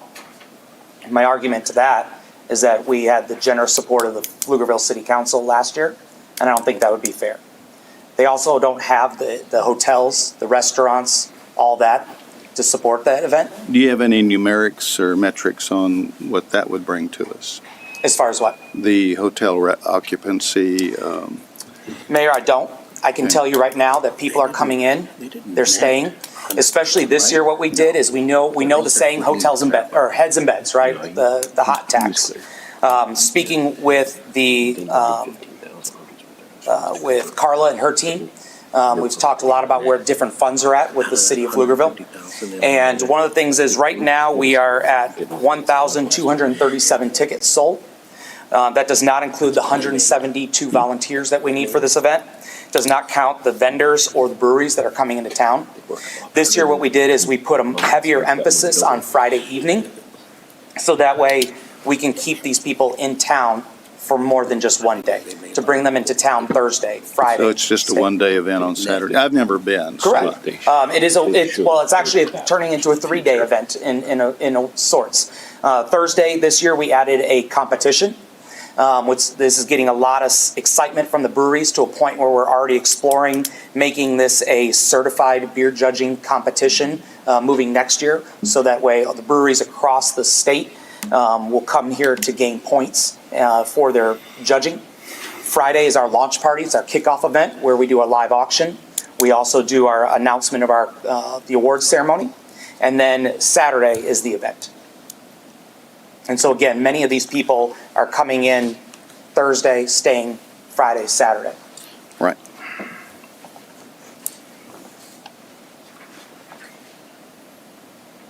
Well, I was happy to see the different organizations that are supported by the profits of the event. Thank you. Because of last year and how successful the event was, we were able to also help out organizations like TerraClear, which helps give clean drinking water in Laos. We were able to help, I'm sorry, it's slipping my mind, Food Fairness, which was developed by high school students here in Pflugerville to help pay off lunches. And a couple other new organizations, we were able to give them more money outside of what we normally give to the community. I had a question about the in-kind support for free rides. How do we estimate what the in-kind amount will be for Fetch a Ride during this event? And are you asking for that just for Saturday or for Thursday, Friday, Saturday, or any combination of? So mainly for Friday and Saturday. Friday and Saturday. And the reason being is what we do is we want to put signs for Fetch a Ride all around. A lot of people still don't even know the program exists. What we found out from yesterday and from the data that we received from the tourism board is that we did not, only 4 people used it within the Pflugerville city limits. What we were finding out is a lot of people were going to use it, but they were traveling into Austin. They were traveling up to Hutto or to Georgetown. So we want to continue to get this out for people to be aware of. Even the people that are just going to the hotels across the street, we want them to still be safe in their leaving of the event. So one, when I say support Fetch a Ride, the main thing is to help provide the signs and the knowledge to let people know that that program exists. Exactly, because we're still going to only use our geofence, so everyone may not be able to even use that voucher $4 system. Correct, but it gets them into a ride instead of driving themselves home. Absolutely. And Thank it you. keeps it safe for everybody. Okay.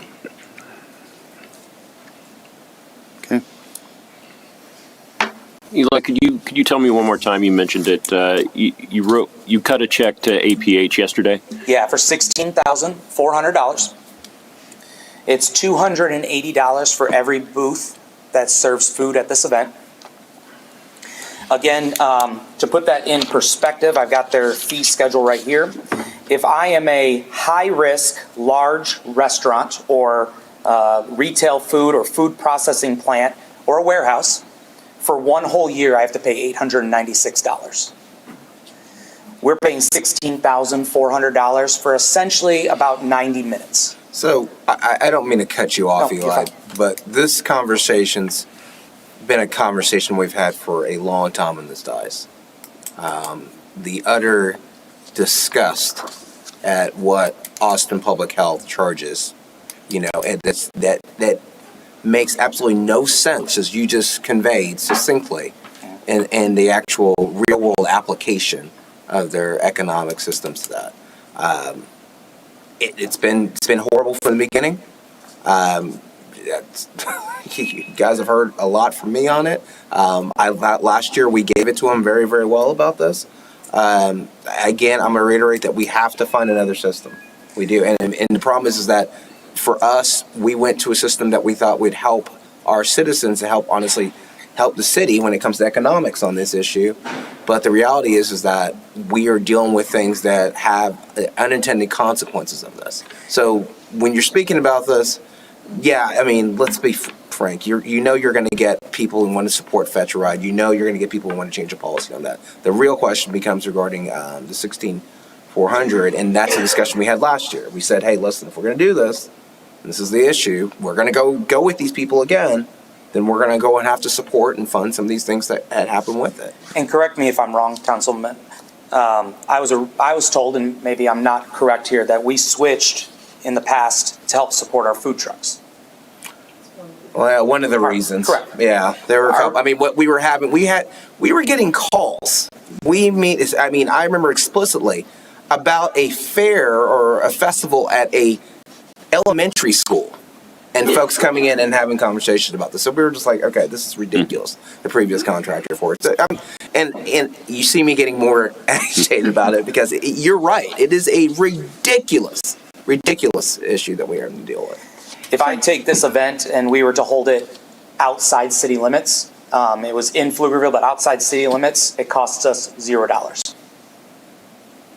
So is this, I'm not aware of the situation with the Austin Public Health and how often our contract is with them and what sort of rates are set, and if we have any negotiation with that. But is that something that we can look at for nonprofits to get a reduced rate at some point in the future if we renew with them? Every time they come to us, they say it has to go through the Austin City Council and to be amended. For the nonprofit rate? The short answer, Councilwoman Ryan, is the city of Austin will give us a deal when hell freezes over. If we want, I don't know I don't know that that's a fair assessment. Okay, I'll let you finish your thought before I disagree with you. Go ahead. if we want to change the rates that are being charged to nonprofits to be something more reasonable, we're going to have to set up our own agency. As Councilman Weiss has pointed out, there's an expense involved with that, which may be greater than the sum total of the expenses that we are dealing with otherwise. And, at some point, if you're a real city, you set up your own public health agency. And the question is, are we a real city yet or not? And it's an expense to hire full-time staff, to hire inspectors, and it's a non-trivial expense. But the city of Austin is set up so that they have economies of scale, so that they could do something like this at a fraction of the cost that they do, but they don't have to, and they don't.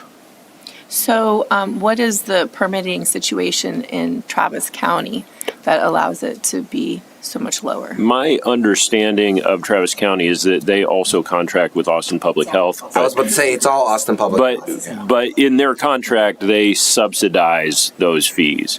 So they specifically, instead of having someone come before them and request a subsidy, they have included that in their contract. So our option, you say Austin Public Health, I'm sure would be happy to give us that same deal. And we would just have an unpredictable and unexpected expense when it comes to these, because we would be charged as they come forward. And if they do it that way, that's how you hide the charges and that being cognizant with it. And so everyone's paying. Mm-hmm. And the other frustration with this is that there are some of us who have reached out to our colleagues on the Austin City Council to deal with this, and they're pointing at Austin Public Health. Make no mistake, calls will be made tomorrow again on this issue. But it's a very frustrating issue that we're all too aware of, and sort of exasperated having to have this discussion over. But if we don't do that, we can't have a business operation like this. So let me ask a couple of questions. You said it was $280 per vendor or booth or whatever. Correct. How much do the vendors pay to participate? I have them right now, they're paying $250. Okay. And that seems high, but unfortunately. Not really. It actually is. There is many breweries that will not come to this event that we've talked to because of how much we're charging. And I have to explain to them that we have to help offset what our APH fees are. A lot are also not coming. Food trucks, for instance, because they're permitted for Travis County, but that does not work here in Pflugerville. So the Travis County permit, they have to get an additional Pflugerville permit on top of their Travis County permit. Wait, you're saying that's not the case? Wow. That's not my understanding. So we, for example, the city pays for Deutsch and Fest and Slice for those trucks. And the purpose of using them for food trucks was so that they could, all of Travis County is recognized by Austin Public Health. My understanding on the food trucks is that when they get inspected, they have the option of checking the box to get the additional. Travis County. Pflugerville specifically would be an additional charge at the time that they are inspected. I spent almost 6 hours with APH yesterday. I spoke to their supervisor, and as I watched people come in to have their food trucks inspected, they could pay for Travis County, but if they wanted to operate in Pflugerville, they had to check a box and pay an additional fee. So Travis County, this happened last year at Wild West Brew Fest. Our food truck was going to get shut down because he was permitted for Travis County, but he was not also permitted on top of that for Pflugerville. That doesn't sound insane. So, and this request is to use the hotel tax. Where would we get funding for this? Well, that was the application. Where have we been paying for this? Out of hotel funds. Okay, so correct, right. All these years? I believe last year was the first time. Yes. It was. Who else did we offset costs for?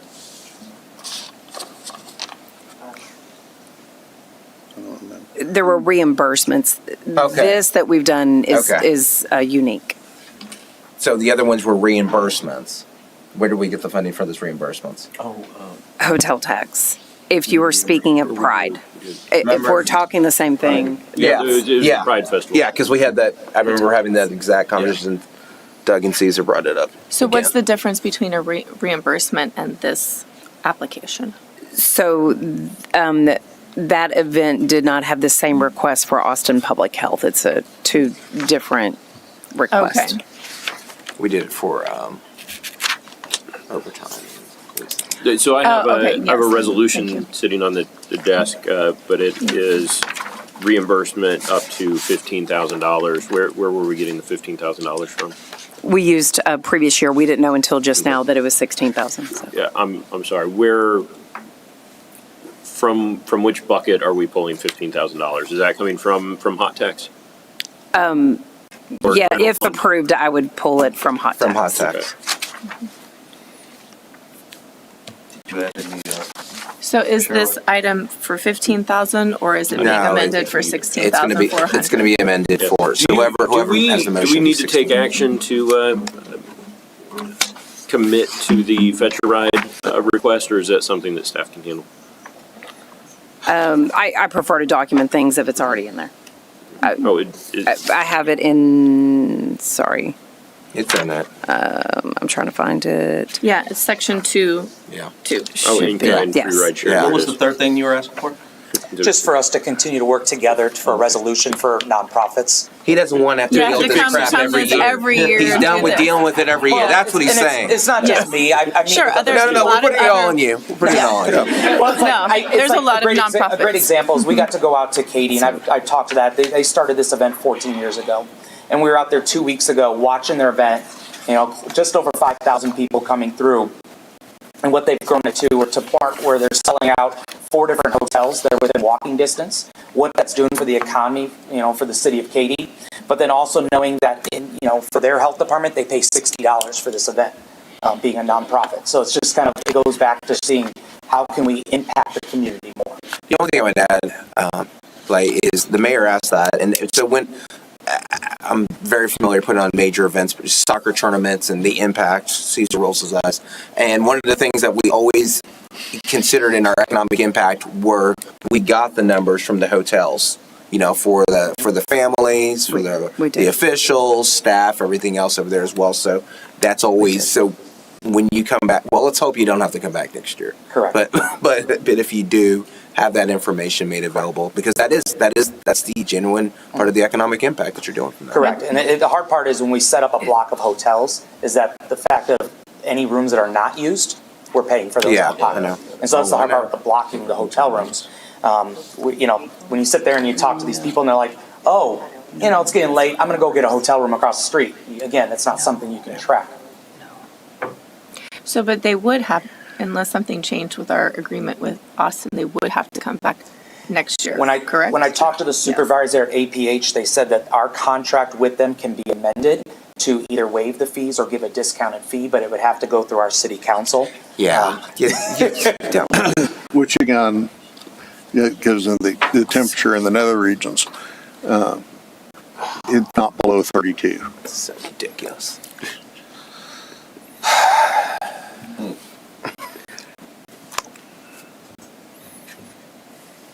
Well, considering what you've told us, Eli, I'm going to move that we approve this resolution for reimbursement, modifying the number to 16,400. With the amendment, second. And we'll have Caesar take care of item 3 in that. Item 3. Yeah. Was that the soccer thing? Biggest waste of money ever.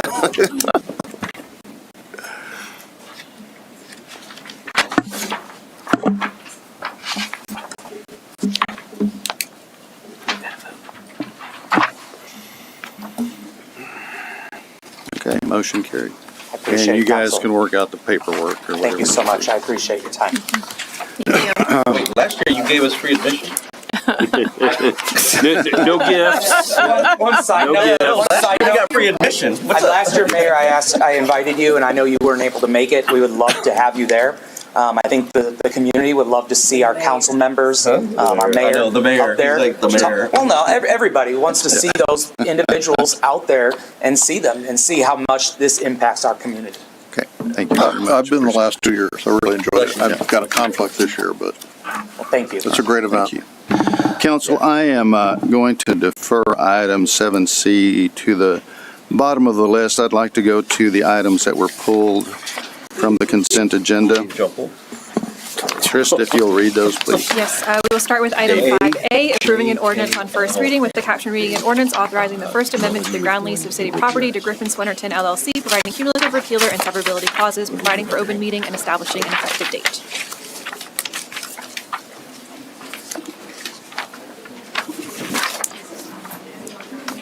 We didn't pull it. Give me a second. Let me see my notes here. 5A. 5A. Is this a request for a presentation, or is this just so you can have a record vote, David? Give me a second. Shots fired? It's what it was last time, right? Okay, so this is the request for the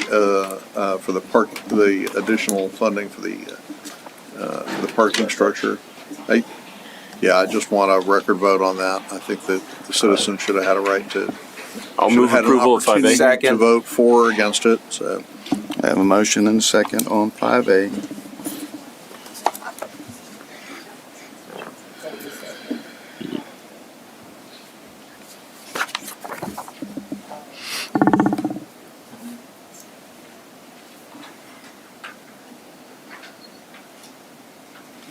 Mine is clear. Mr. Ruiz? There you go. I didn't know if it was just me or not.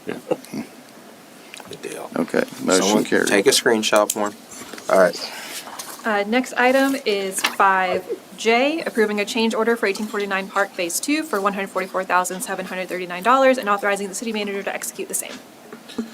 I'm just curious why the guardrails and the additional shed weren't on the original bid or the original order, and why we're adding this later on. Good evening, Mayor and Council. Shane, before you get started, let me just say your performance in front of the legislature today was excellent, and the whole city should be proud of you. I appreciate it. I get more nervous of this than I did that. And I was very nervous. So the We're maintenance worse shed than the ledge. staff was going to do after, that was one of those where at one point CIP was under Public Works, and they were heavily focused on getting this park built, and we did not convey to them that we were also going to need a shed, so we were going to do it after the fact. There's some savings in this process, working with our CIP now that it's under us, that there's some cost of scale of doing it now, and we have 1B and 2A happening at the same time. That's the parking lot improvements for the original that was done in 2018 and this now. Instead of issuing contingencies to both, we've pulled back and had some in reserve, so we hadn't issued contingencies. So there's some funding in this budget to get that done. And instead of going back afterwards and tearing up some areas and plumbing and doing things, there was savings to do that there. Do So it all that's at the once. tough shed, right? Okay. The railings, it was at one time level, and then due to some drainage requirements, it required some slope, which then required extra guardrails to be put in for pedestrian safety. Okay, all right. On the costs for the railings, is that similar to the costs and railings in other areas of the park? It was just like $444 a linear foot, which I thought was quite expensive. I have to phone a friend. I don't think they're doing anything more than they would normally be doing. I know the railings are matching everything else that we currently had in the plans. They're just, this section's being added due to the change in slope. But I'm not a guardrail Thank you. vendor expert, so just taking their word for it. Okay, thank you. Thank you. Move to approve 5J. Second.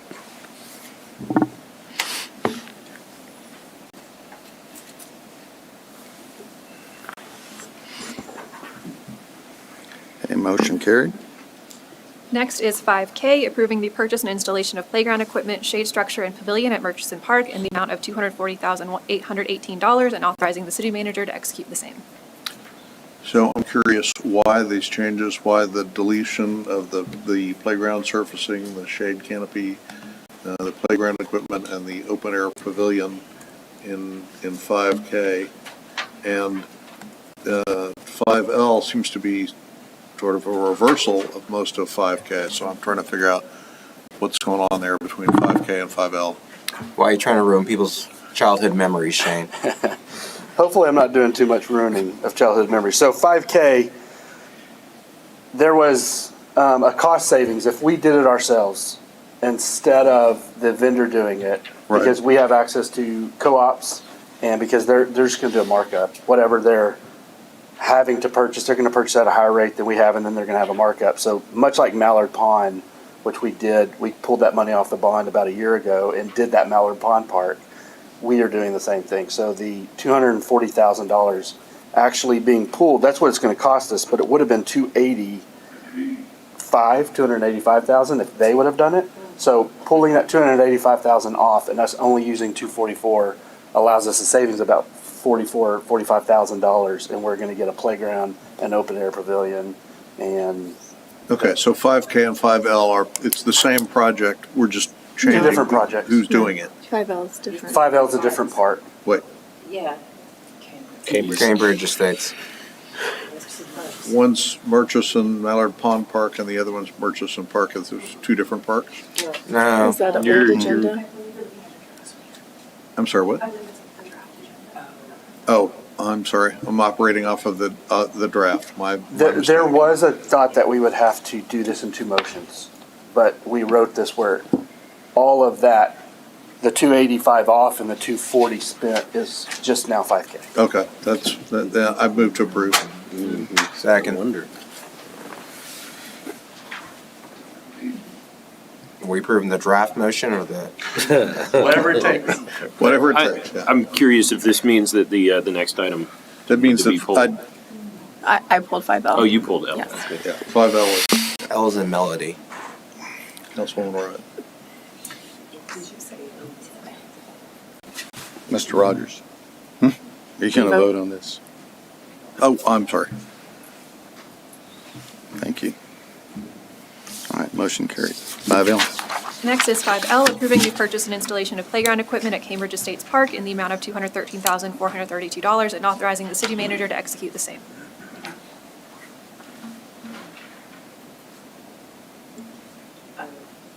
Questions or looking for a vote or? I wanted some more information about the item. Just, I don't know if there's a presentation. There is. Would you like to see a presentation? Yes, thank you. I worked so hard on it. It's like That's 5 why I slides. want to see it. Yes, ma'am.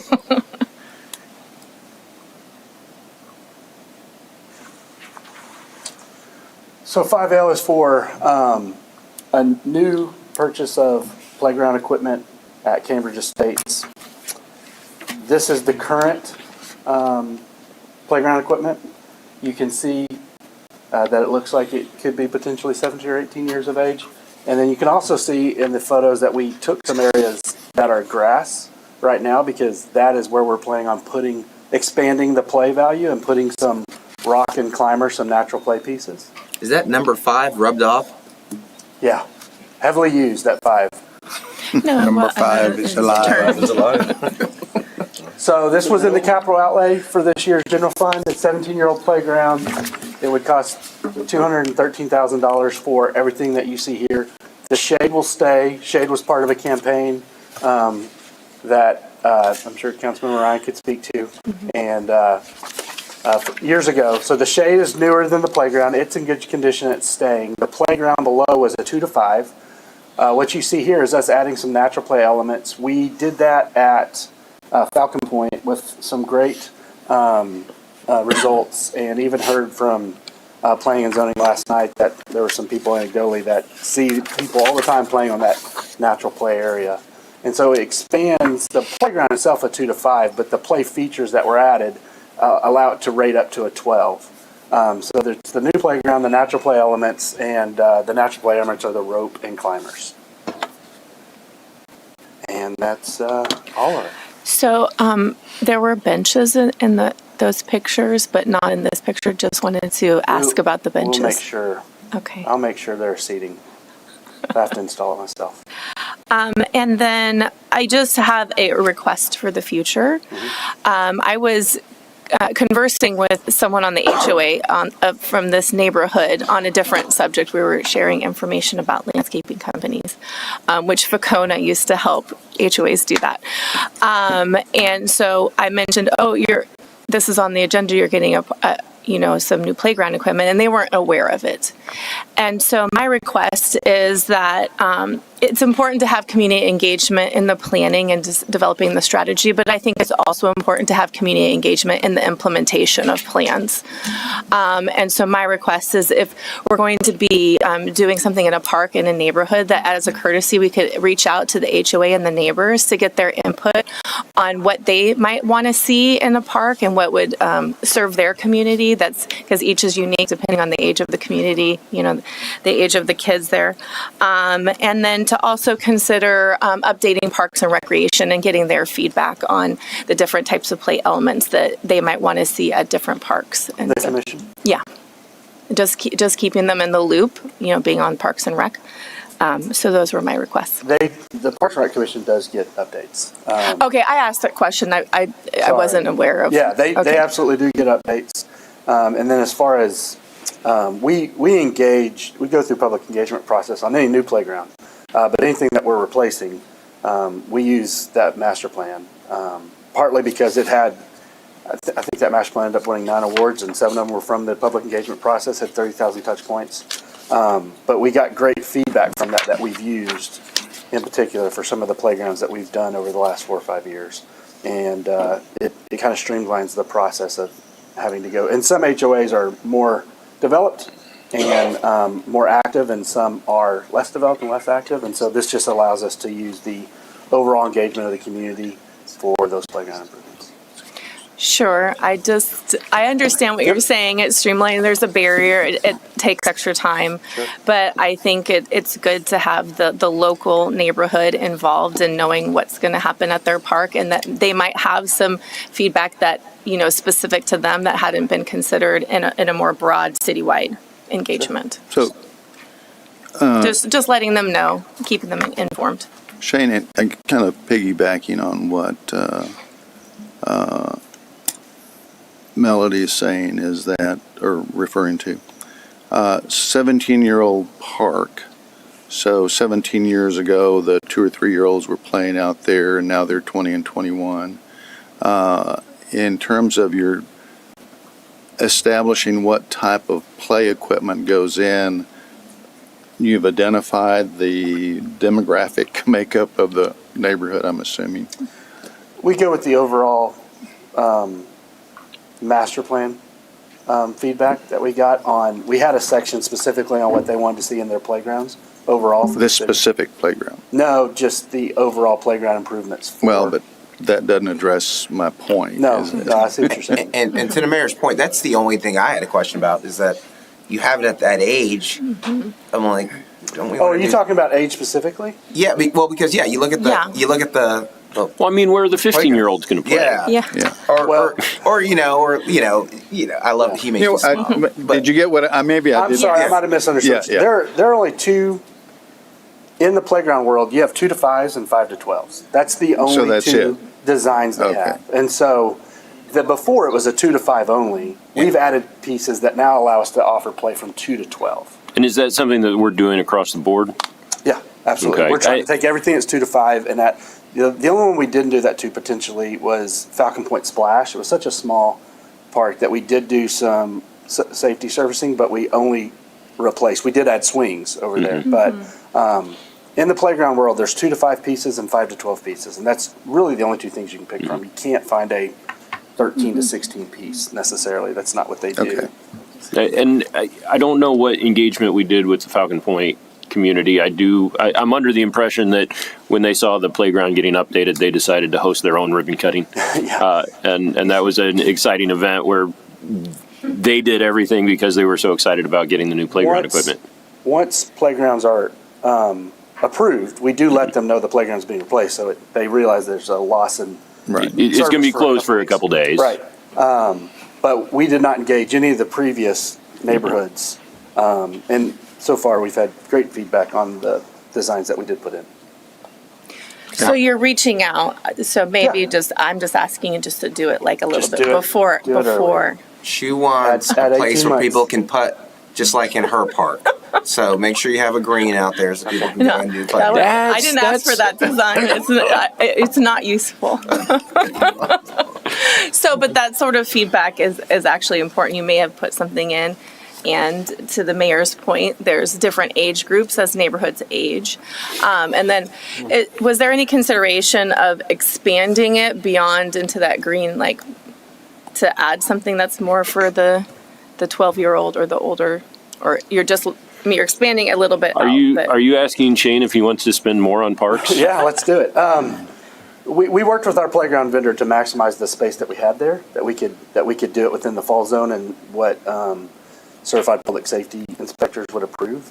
And once again, there's nothing in any playground inventory that goes above 12. So there are definitely kids above 12 that play on those pieces, but they don't design. Oh, There's nothing definitely. like that. I play on the swings. Yeah, So. absolutely.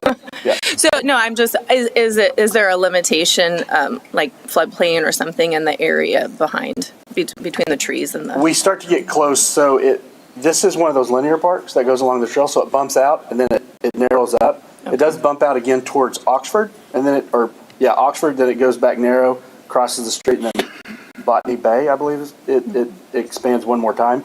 Neither of those have playgrounds right now. I'll bring back playgrounds to you next time if you'll let me. After you talk with Yes, them. ma'am. Yeah. Maybe they want swings. I don't know. Okay. Thank you. Swings have a huge, they have a huge fallout zone. So I know, yes. But they're so fun. they are. Motion. Thank you so much. Approve 5L as presented. Second. Motion and second. For axe throwing. 15-year-old kid? Yeah, right. Axe throwing for a 15-year-old kid? Yeah, that's what they do at spare time. Ninja course. Okay, motion carried. All right, one little housekeeping before we move on to 7D. We will get there, Mr. Rogers. Mayor Gonzalez, we do have one more item pulled from consent. Oh, we do? Oh, I'm sorry. We did. 5N is approving the PCDC Executive Director to enter into an agreement with DCS Engineering Oh, not okay, to yeah. exceed. I've been waiting all this time, look at me. Off of the draft, so I guess That's what I'm supposed to blame that guy right not that one. Did you already said? He said he was operating off the draft, so it was not that The one. senior access. But it may not be. Let me open the item real quick. Approving the PCDC Executive Director to enter into agreement with DCS Engineering not to exceed $129,712 for the purpose of construction administration, construction management, and material testing of Helios Way right-in and right-out driveway project. All right, Val, I don't have any questions about that, so. Motion to approve 5N. Sorry for keeping you guys late. It'll teach me to operate off of the, You owe him I did dinner, that David. too another time. but it was- We already, yeah, we had like draft. David, you owe them dinner. Can't hear me. And Mr. Jones, I apologize. I probably would have pulled that up higher up on the list. Oh. I'm still waiting. David. Mr. Ruiz. I'm still waiting for it to load up Oh, on you mine. got a problem? Let me refresh that thing. just Okay. blowing the cartridge. Give it a minute. The Do vice we offline. need a new system here or something? It's offline. Give it. Tell her you vote. Huh? Oh, I'm Yeah, up. Oh, yeah, there we go. Yeah. I'm There we for it. Okay, Thumbs up. motion carried. All right, now, on item 7F, which was in our executive session, it was an item to discuss and consider action regarding lawsuit to enforce health and safety ordinance violations at 9204 Cabadra Street, Pflugerville, Texas. I believe somebody has a motion. Mayor, I'd like to make a motion to file suit for the abatement of property at 19204 Quebrada in Pflugerville. Okay, a motion and a This is second. 7E, right? Yes. Okay. No, here it comes. I thought he said 7F. No, it's 7F. It is If 7F. it's 7E, it's likely a typo on my part on what you're reading. Okay, 70. Do I have the right agenda? I just wanted to make sure. Okay, one of those In the nights. house, right? Yeah, without legal fees. I've been I don't know. updating on it. Yeah. All right, motion carried. After 3 months, we get legal fees. All right, item 7, can I go to item 7C now, Tristan? He's got to go. Okay, discuss I and want legal consider fees. action regarding a resolution condemning arson, vandalism, and political violence. I move to postpone indefinitely. I'll second that motion. Second. Not do it at all. that's how you don't do it at all. Professional. Yeah. Postpone indefinitely. We have a motion in a second. Yeah.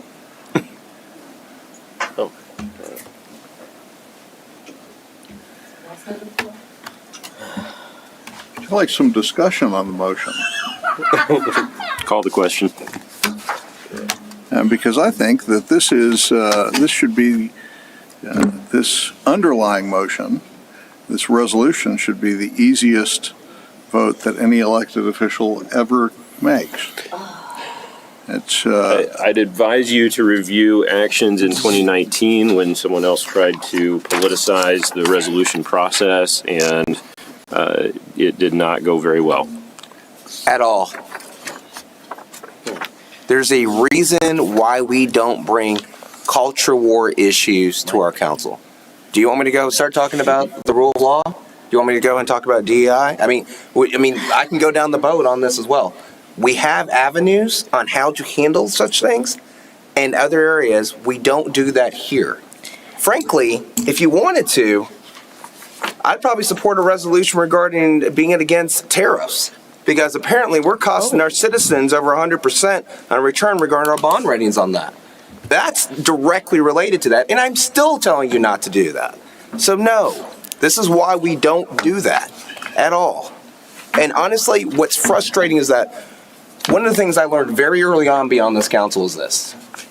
You don't put your fellow council members in a situation in a bad light or opportunity for that as well.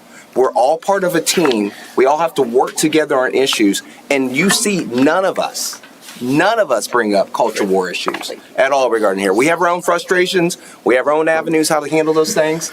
But we do not bring that on here because we don't want to cause divisions on council regarding these things. As far as I'm concerned, I don't know anybody from law enforcement who's saying, yes, we're not going after any vandalism of this kind. Yes, sure, that's okay. I don't know any elected officials saying, yes, please go ahead and vandalize those areas. I don't know anybody from a prosecution standpoint from our DA's office who's doing that. So you're hearing my voice get higher because I am very frustrated the amount of people I've had to speak to and say, no, this is not the way we operate. Because we haven't. We have not operated. That was the only time. That got brought up, and it did not turn out well. And that's why we don't do that. I don't know what happened in 2019, but, I have the utmost respect for you, but I feel like you're using your city council position to elevate your personal political position. And I've let you know that I feel that it's inappropriate. So I hate that it got to this point, but I'm an absolute no to this in all kind of ways. It's not okay. It's not for here. There's no one here who supports vandalism of any kind, crime of any kind. well, why don't we go on the record then and say that we're opposed to vandalism, we're opposed to arson. I think that's what we do when we pass laws against those things. We don't need a resolution to further your political ideals. Well, let me tell you, Doug, just because it's illegal doesn't necessarily mean that the laws get enforced. See, What's this going to do, though? I lived in a city where the mayor decided to tell the police chief not to enforce the laws against riot and arson and vandalism. And on day one... And if we needed to correct an action like that, it would be appropriate. And that city's not Pflugerville.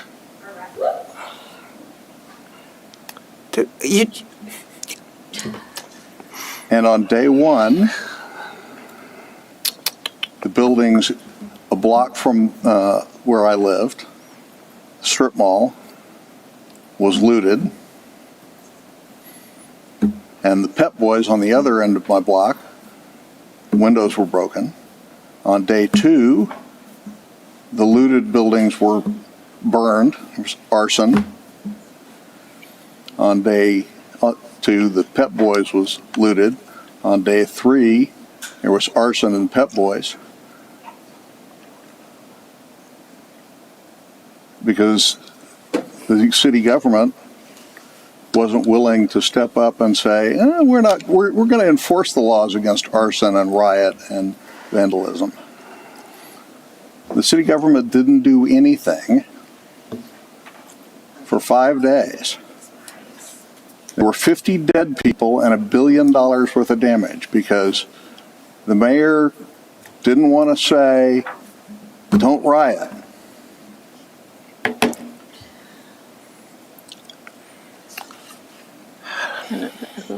There's a Tesla out there in the parking lot. There are lots of Tesla I did drive mine today. Tesla is the largest private employer in this county. This is a local economic issue.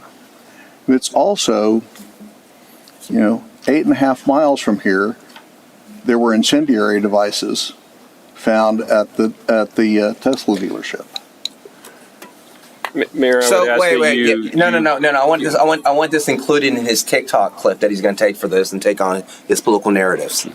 There is nobody here who supports TikTok.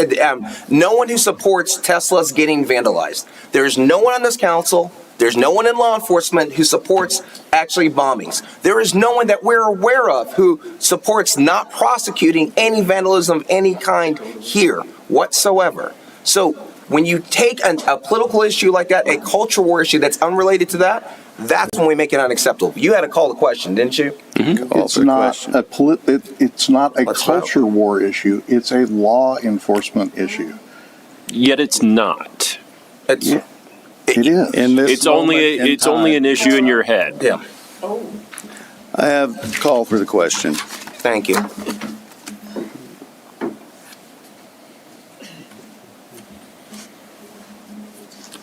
Does that mean we're voting? Yes. Yes. Yes, ma'am. Will you please, what is the vote? The motion is to postpone this Indefinitely. indefinitely. Since it was brought up to us in a curious fashion. Okay. And I'll be gentle with that. Motion carried. Nice little. It's been a long night. We're adjourned.